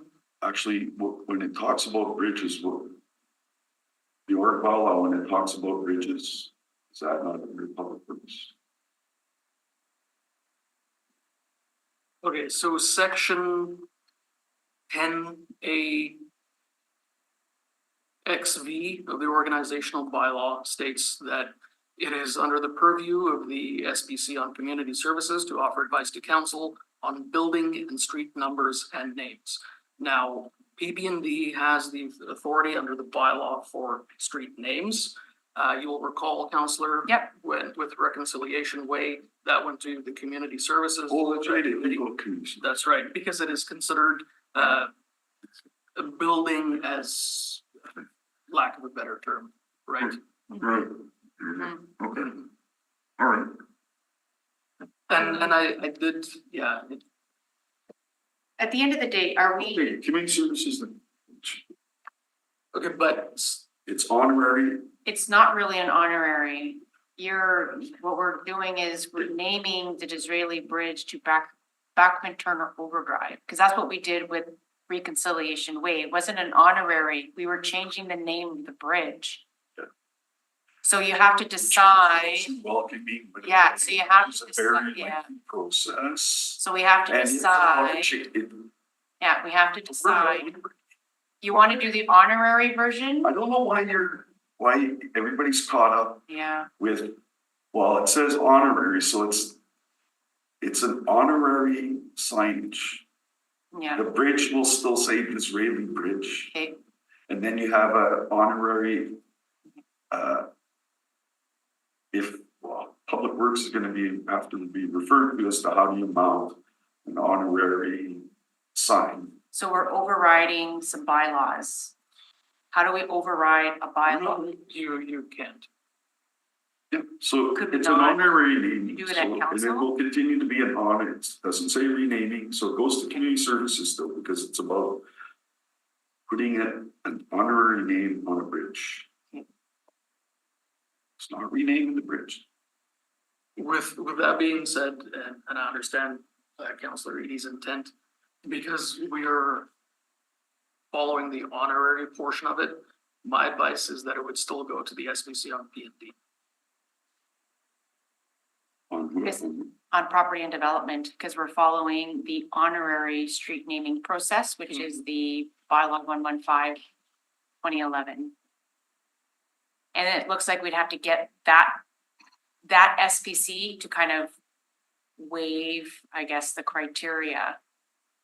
That's how I'm understanding. We're asking There you go. P&D to So, wave the okay. criteria It's a of the piece, street names.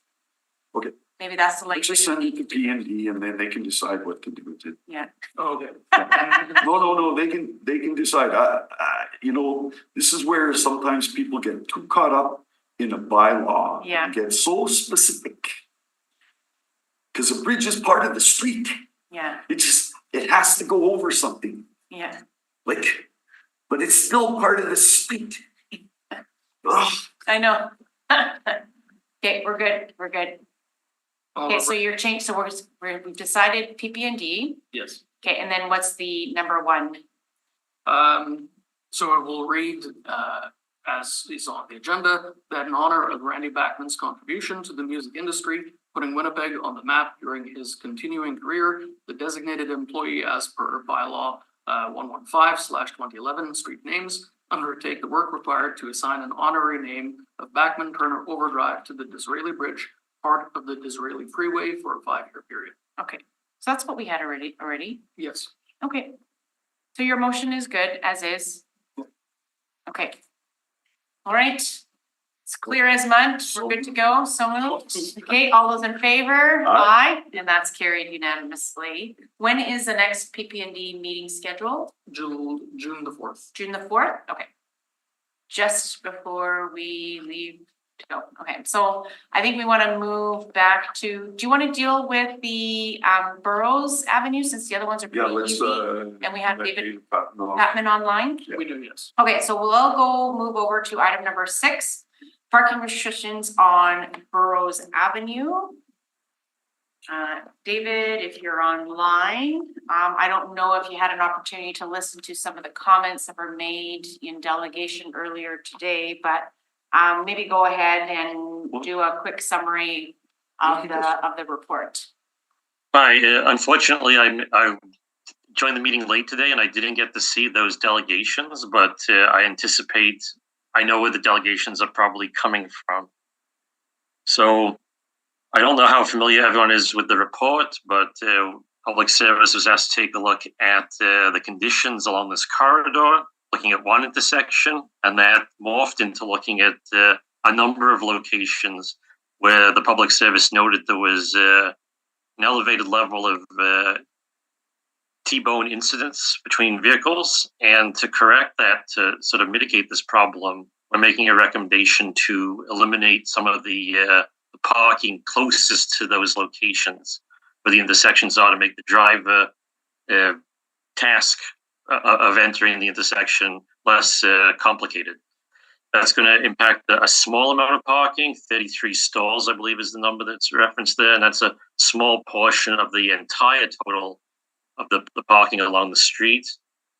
It's been commented on that there's other issues afoot. There's other issues that are part of this. It's not as simple as just the parking. There's snow removal concerns, snow storage concerns, and also concerns about vehicles needing to stop for temporary pickup by putting in a no parking restriction, we still allow for a very short stay to pick up and drop off people. So we think that's going to mitigate some of those concerns. And we'll also be working with our colleagues in other parts of Public Works to deal with the snow removal and snow storage issues that are there. That is part of the problem as well.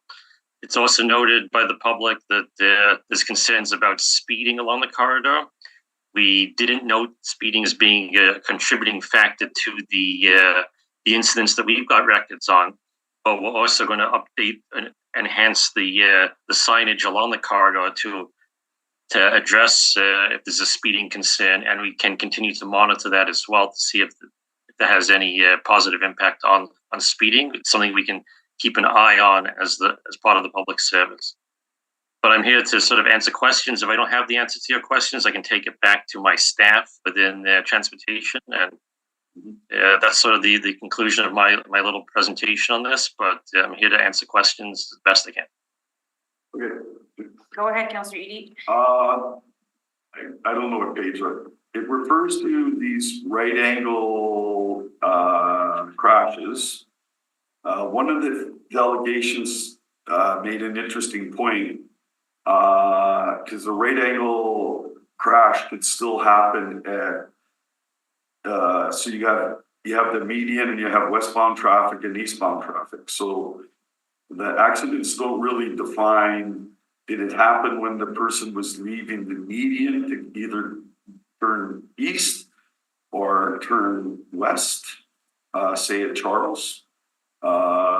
So like there was some crash detail that would be relevant. Do you think? Yeah, I can sort of respond to that. I didn't mean to cut you off, Councillor, but the details we have on these incidents it's never that detailed to say exactly if it was which direction the vehicles are coming from. They're just categorized into these bins. So we're saying that no matter if it's a vehicle that's coming left from the east or from the west and being T-boned by a vehicle going north and south, we're saying that the additional vehicles just adding to the visual clutter, no matter which direction it is. So we don't have the details on precisely how the incidents are occurring, whether they're as you go into the closest direction and then through the median and then the far direction. We just don't have that level of detail on these incidents. Right, okay. So, and also you wouldn't have I don't think at any crash, somebody goes and checks to see if there were cars parked there at the time that the accident happened, right? No, this is sort of a drawback of the way incidents are collected. There isn't enough detail for reconstruction of the incidents. Something we've been talking about with road safety is a need for a more thorough investigation of incidents going forward. Okay, now, so there is an acknowledgement that the majority of the accidents happen in the winter. So a delegation and the councillor is wondering what if the vast majority are happening in the winter. Don't you think that's related to snow clearing and not parking? And ice control and snow clearing? That's probably a contributing factor towards it, but the incidents do occur throughout the whole year. The slipping, in the winter, yeah, ice is going to be a piece of this. That it's probably making the vehicles slower to accelerate. They're going to need more time to make the movement. They may be misjudging the amount of time it's going to take them to get through the intersection, and that's contributing to it. Mm-hmm. The other question, I know you haven't studied it, but I've never gotten calls, but maybe Active Transportation studied Powers in Inkster, but Inkster is a regional road versus this is a collector, a rather busy collector in the evening, mornings, daytimes. how come this has never come up at Andrews, Mackenzie, Parr, at Inkster, where the boulevards exist?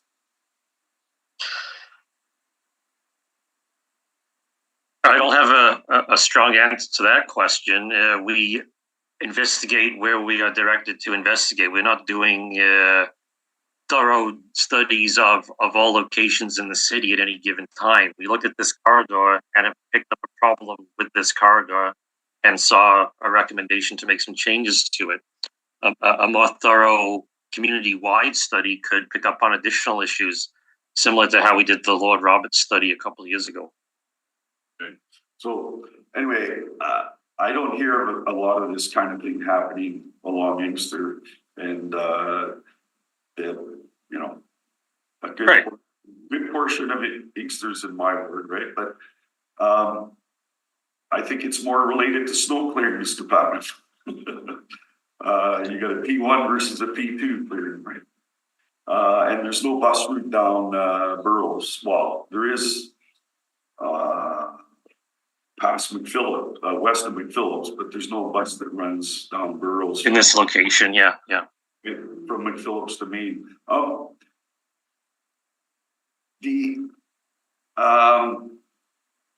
I'm just wondering, like, so the report also talks about better snow clearing, removing snow from the intersections, away from the intersections. And at the same time, you're going to do parking. Well, again, I like everybody there, the councillor believes it is a winter situation happening, not a parking situation blocking most people. So I'm of the mind to, you know, we're receiving this as information, but I'm of a mind to send it back requesting that Public Works implement P1 type snow clearing along Burroughs. Right, to remove the slickness of the roads so that the vehicles aren't going to have the operational issues in the winter. Yeah, because I'm thinking it's still possible. You know what?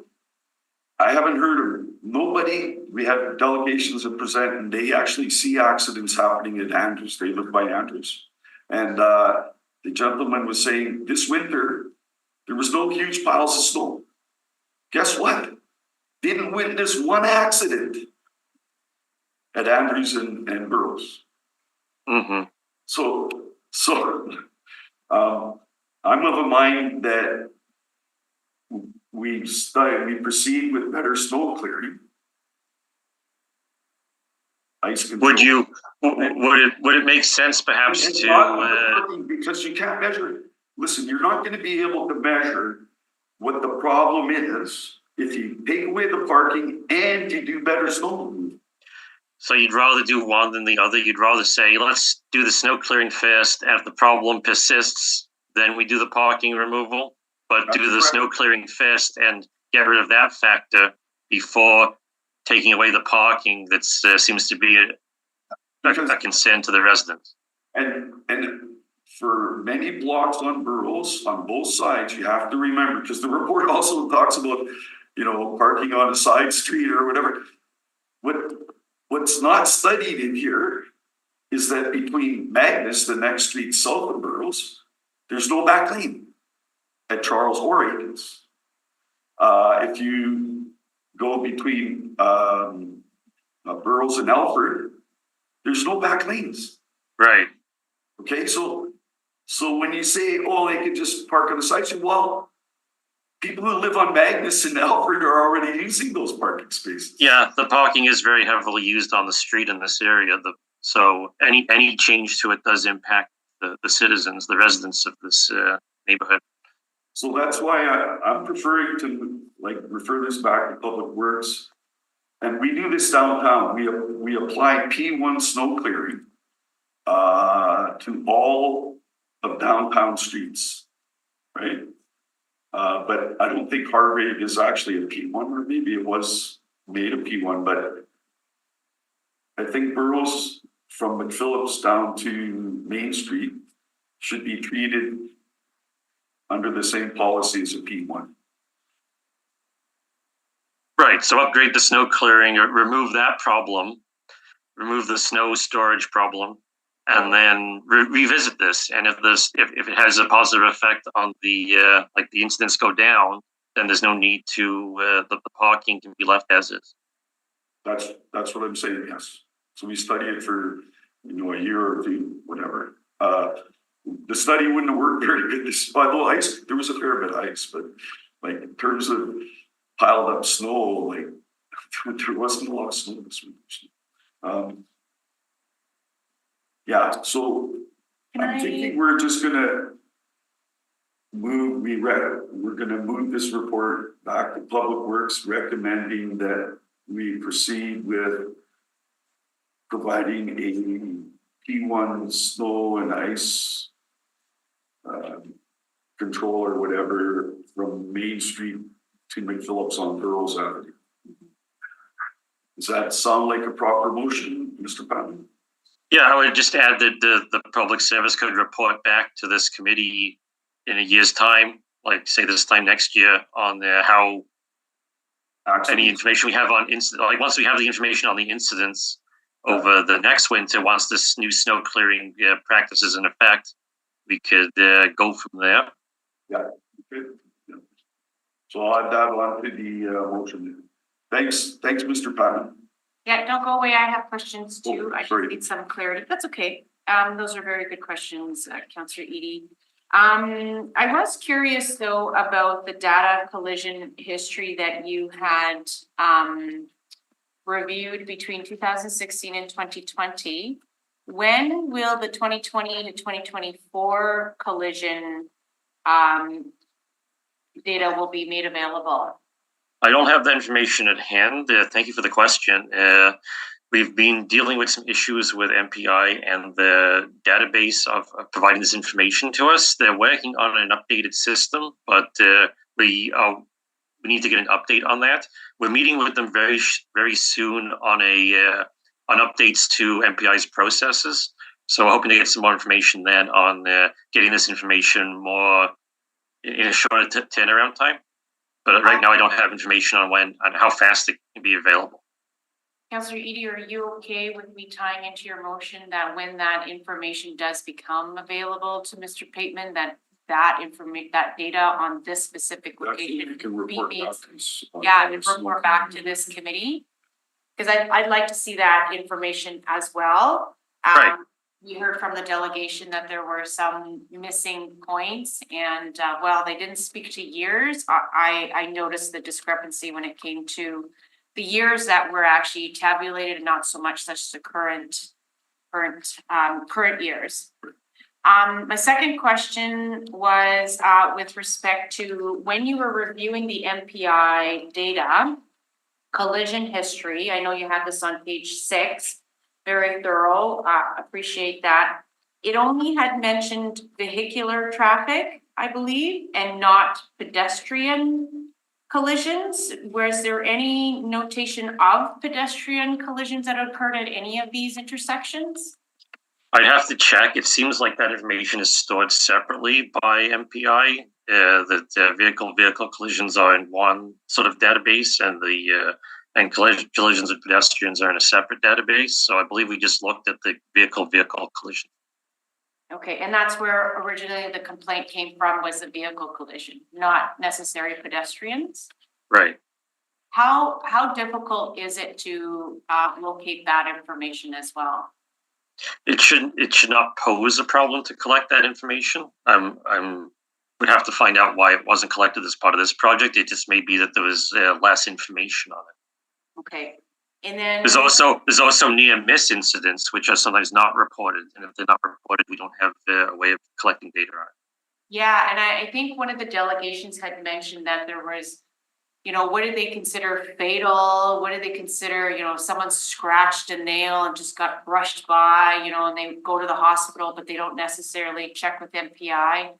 Right. Like one thing we may consider doing is setting up some data collection using cameras, similar to our traffic camera system that we have, where we can collect loads of footage and use that as part of our analysis techniques. That hasn't been done on these locations in the past, but if we're doing this trial of the snow removal, we may want to set up some cameras as part of our data collection and then supplement the MPI data.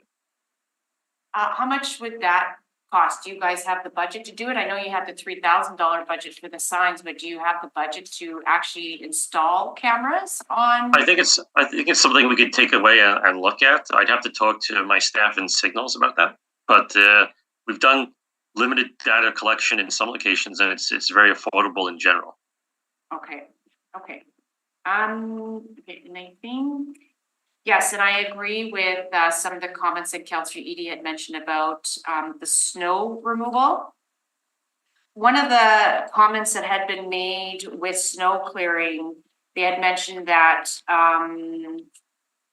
how come we did not look at any of the other streets are kind of comparable? They had mentioned Inkster Avenue was a comparable street to Burroughs. I forgot to actually make a mention that I think Inkster Boulevard is a regional street, if I'm not mistaken, Mr. Pittman, correct me, and then Burroughs Avenue is a P2 street, so the level of service is a bit different when it comes to snow removal. Yeah, they wouldn't be directly comparable. It'd probably have a lot of features in common, but yeah, the classification would be different. What about the parking? Would the parking be different as well? The classification for parking there would be more restricted on Inkster? That's right, due to its classification. Okay, so there would be less vehicles parked on Inkster. Well, they have back leads on Inkster. And they have back lanes on Inkster. So yeah, so the style of vehicular patterns is a bit different on Inkster when it comes to parking, is what I'm asking. Does that make sense? That makes sense, yes. Yeah, because of the different, if it was desirable, if it was something that was requested of the public service, we could take a look at we could find another corridor similar to Burroughs, but it might be challenging, but we could take a look and see if there's some comparable corridor that we could say maybe one that has a bus route on it or has a different snow clearing classification at present, to see if there's a contributing factor that's making this corridor more a source of incidents than, say, another corridor with slightly different but comparable characteristics. I think that's all I kind of remember from what I heard from the delegations to kind of clear up. I'm gonna just clarify publicly, Mr. Patman. So I wasn't presented to us today. But there was some, well, I'm not gonna get into, they're saying it's a legal issue or whatever, but can you, you couldn't compare a signalized intersection to, a two-way stop cross street, right? You wouldn't just make a sort of saying, oh, well, they've got the same volumes on them, so they're the same. But you could take, with some engineering judgment, you can compare disparate elements together and you can say what they have in common and what makes them distinct from one another. When you're talking about maybe, is it time for an intersection to go from one treatment to a higher level treatment? Okay. Yeah, no, somebody was saying, well, what's the traffic incidents at the cross streets at Burroughs? So Salter, McGregor, Arlington, McPhillips, Main Street, but Main Street's not signaled anyway. Anyway, you can't really compare those to these residential streets, right? No, you'd want to look for another residential street with a similar sort of setup. And then if the volumes were the same and sort of the development around it was the same, a mature neighborhood, the same amount of say nearby locations like schools or commercial. Yeah. If there's bus routes, you'd want to make sure that they were as similar as possible. That's what you want to be careful in what you compare. So you're comparing apples and apples. Yeah. I don't think Inkster is good. Andrews. Anyway. Well, you can still compare Inkster though. at the non-signalized cross sections. Anyway, I don't think I have any, I don't really have any more questions other than,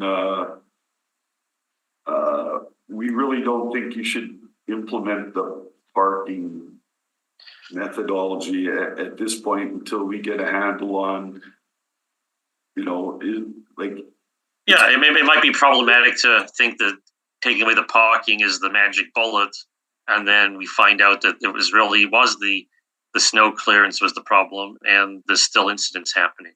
Yeah. So, Like if we do it if we do like a more experimental approach, where we address the snow problem first, and then report back and see has that made a difference. But I think that's the approach you're seeking, and that makes sense to.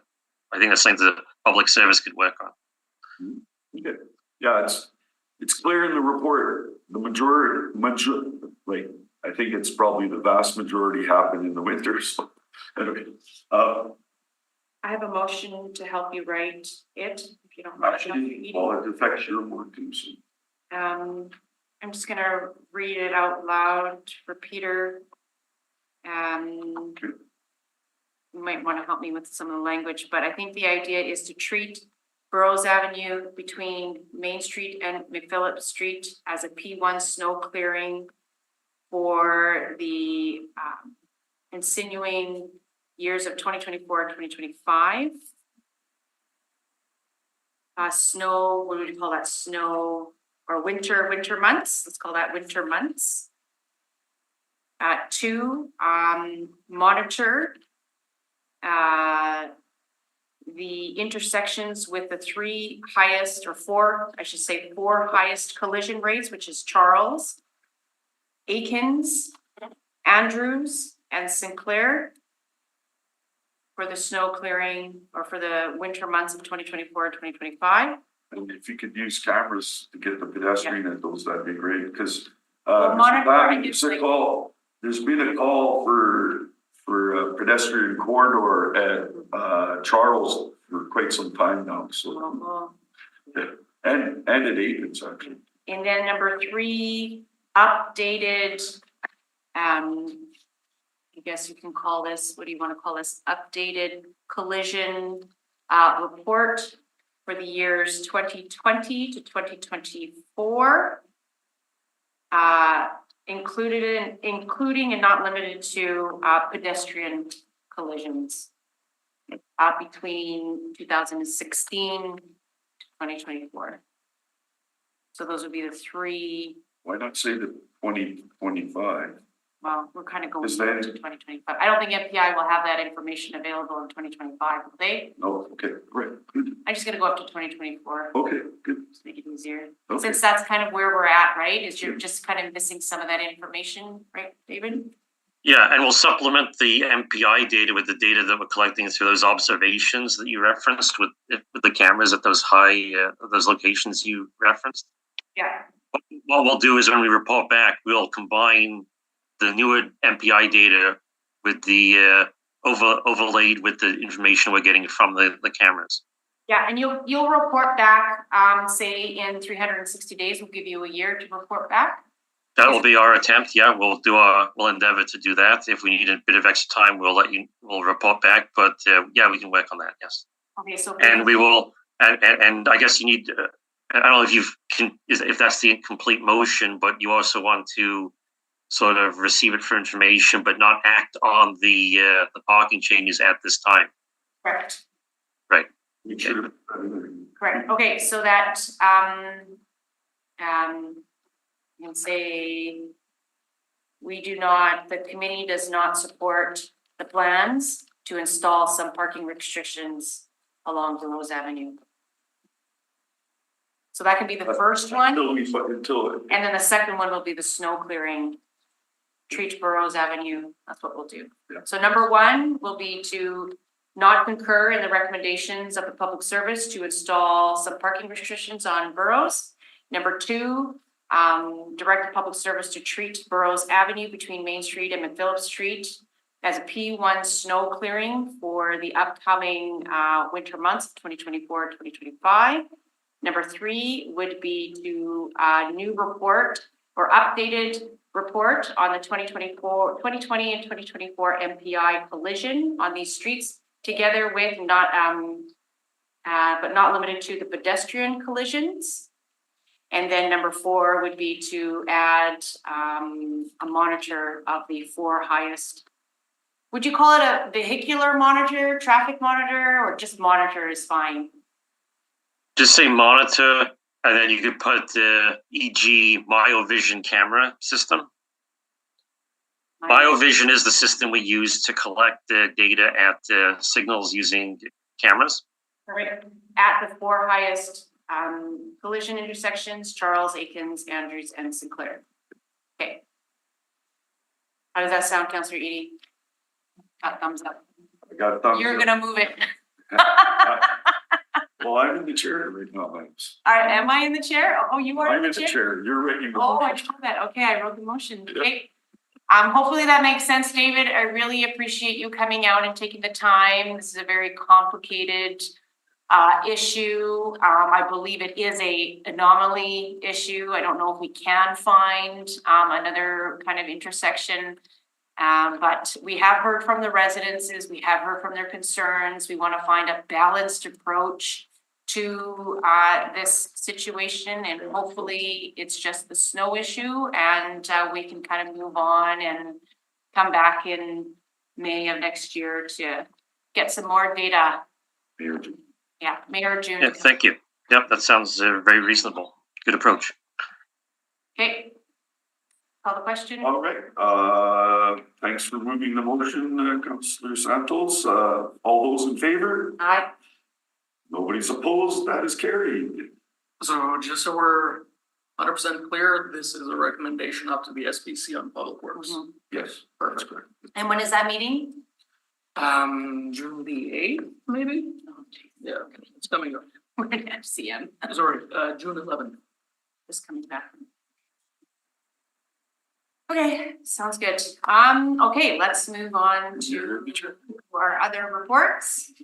Occasional liquor permit, Art Space in the Point Douglas requested a community event for June 21, July 19th, and August 23rd from 5 to 10 p.m. I support it. If Councillor Edie, if you can move that on my behalf. I'll move the okie dokie on that request. Thank you. All those in favor? Aye. Aye, it's carried unanimously. Item number 2, pitch for Pride for the WRHA Home Care Program Annual Slow Pitch Tournament Community Event held at Norwood Community Center Friday, May 24th. Oh, it passed already, and Saturday, May 25th. Councillor Edie, you're going to move that just to ratify the decision. Okay, all those in favor? Aye. Aye, and that's carried unanimously. Extension of time for subdivision and rezoning on McPhillip Street, and I'll move it over to Semi, I believe that's up to you, right? Which one is this, sir? Subdivision and rezoning, or is that Angie Savage? I see Angie coming back. Okay, go ahead, Angie, you have the floor. Yes, this is a subdivision and rezoning to facilitate the establishment of 4 lots and rezoning them to a multifamily large RMFL and C4 commercial development. The coming into force provisions of the related bylaw 42 of 23 was set to expire this May 30th, 2024. And the applicant McGowan Russell has applied for an extension of time. We have released the agreements for execution, so we're very close to completing this application. However, just as a precaution for registration timelines, they've requested that we give them an extension for 1 more year to May 30th, 2025, and the Public Service supports this request. Thanks for explaining that. So just out of curiosity, what kind of slowed them down? Like we did the subdivision like quite some time ago, right? So I'm sorry, what was your question? they say what was slowing them down? Well, actually, we're in the process of executing the agreements back and forth, which means that once everything is signed, we can release those documents and they can register the subdivision at land titles. However, with just a few days allowed in there, we won't be able to get registration completed at LTO. Okay, I was just curious as to why, where the delay was. Anyway, thank you. I don't think there was a delay. This is quite normal with the back and forth process with the developer and the items that they were required to submit at the time. So I think this application has been on track. Okay, good. I'll move the extension, Madam Chairperson. All those in favor? Aye. Aye, and that's carried unanimously. On to item number 4, another extension of time, closing part of Ross Avenue, east of McPhillips and south of Pacific Avenue. And Again, this one is a plan of survey and rezoning to facilitate the consolidation of lands and rezone to M2 manufacturing district. The coming into force of bylaw 148 of 22 is set to expire January 26 of 2024. They do have their legal documents and they submitted everything to land titles December 15th of 2023. However, as a precautionary, they did submit the extension request and paid for it in advance, and we were just waiting for them to report to us and let us know whether or not it had been registered, which it wasn't. So we're able to go forward with this extension to January 26th of 2025, and the Public Service also supports this request. I was just gonna, well, I know this one is the delays at land titles, which is where I thought the problem was with, I was trying to find out what the delay, because I hear land titles is pretty slow moving nowadays, so just curious. Yeah, it depends on their timeline. Sometimes they're quite quick and can be a couple of weeks. It's not something that the Public Service can predict. So we just recommend this as a precautionary often. Yeah, thank you. You're I'll welcome. need the extension of time on this. Okay, thanks, Councillor Edie. All those in favor? Aye.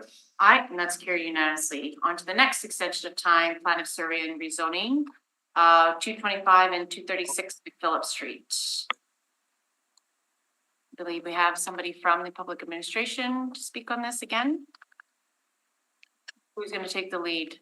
That is the one that we just did. Did we? Yep. What's been skipped over, I think, is the extension of time, item 4. Item 4, we were talking about item 4, proposed closing of part of Ross Avenue east of McPhillips. That's the one we just voted. Yeah, and then there's an extension of time, plan of survey and rezoning. Okay. It's Kathy Gagnon. I'm from Geomatics, and I was here to speak to the extension of the proposed closing. I think the two got mixed up, and Angie spoke to the extension when she meant the item number 5, and I haven't got a chance to speak to item number 4, which is the extension of the proposed closing. Okay, and then just let me go. Sorry about that, Kathy. No worries. Then let me look to the clerk for proper procedure. Do you have to rescind a motion or anything like that, or? If you want to, if you're going to do anything different than what you've already done, but the motion has been moved to concur in the administrative recommendations. For item number 4. Well, we have done that. You know what? So on this report, we got the explanation on Item number 5. number 5. Yeah. When we voted on 4. So Yeah. Geomatics can talk to us about the road closing. Okay. On this report, okay? All right. So good afternoon, everyone. This is very similar to what Angie had explained on item number 5. The applicant made the application, did what they needed to do, submitted to Land Titles Office. And part of the backlog for the Land Titles Office, Councillor Edie, was that there was the labor dispute. And that went for several weeks at Terranet, and that put a real backlog into their processing of documents. So the developer made the application. Again, the same sort of situation in that they were really close and thought that they were going to get it registered in time. So we took the application, I did, but I held it in abeyance waiting for them to confirm to me whether or not it got registered. They came back. Unfortunately, they had some issues that LTO didn't like about the documents that they registered, minor things, but that put them at where they now have to get that extension. So the Public Service does support it to an extension to December 15th, 2024. And we're fairly confident that they will be able to complete their registrations within that time period. Great. So we support it. Thank you. Madam Chairperson, I'll move, report item 5, to affirm an extension of time on, what is it, 2025? Yeah. Whatever the address is. Okay, you're doing that for items 4. Well, no, I just moved 5, 4 we already did. Okay, all those in favor? Aye. And that's carried unanimously. Okay, we are done. I don't think we finished all the reports. Clerk, I know we moved some stuff around, but we're good with all the reports. Yes. Next one Okay, would be. perfect. So if you can move adjournment, I move adjournment, Madam Chair. sounds good. All right. All of those in favor? Aye. And that's carried unanimously.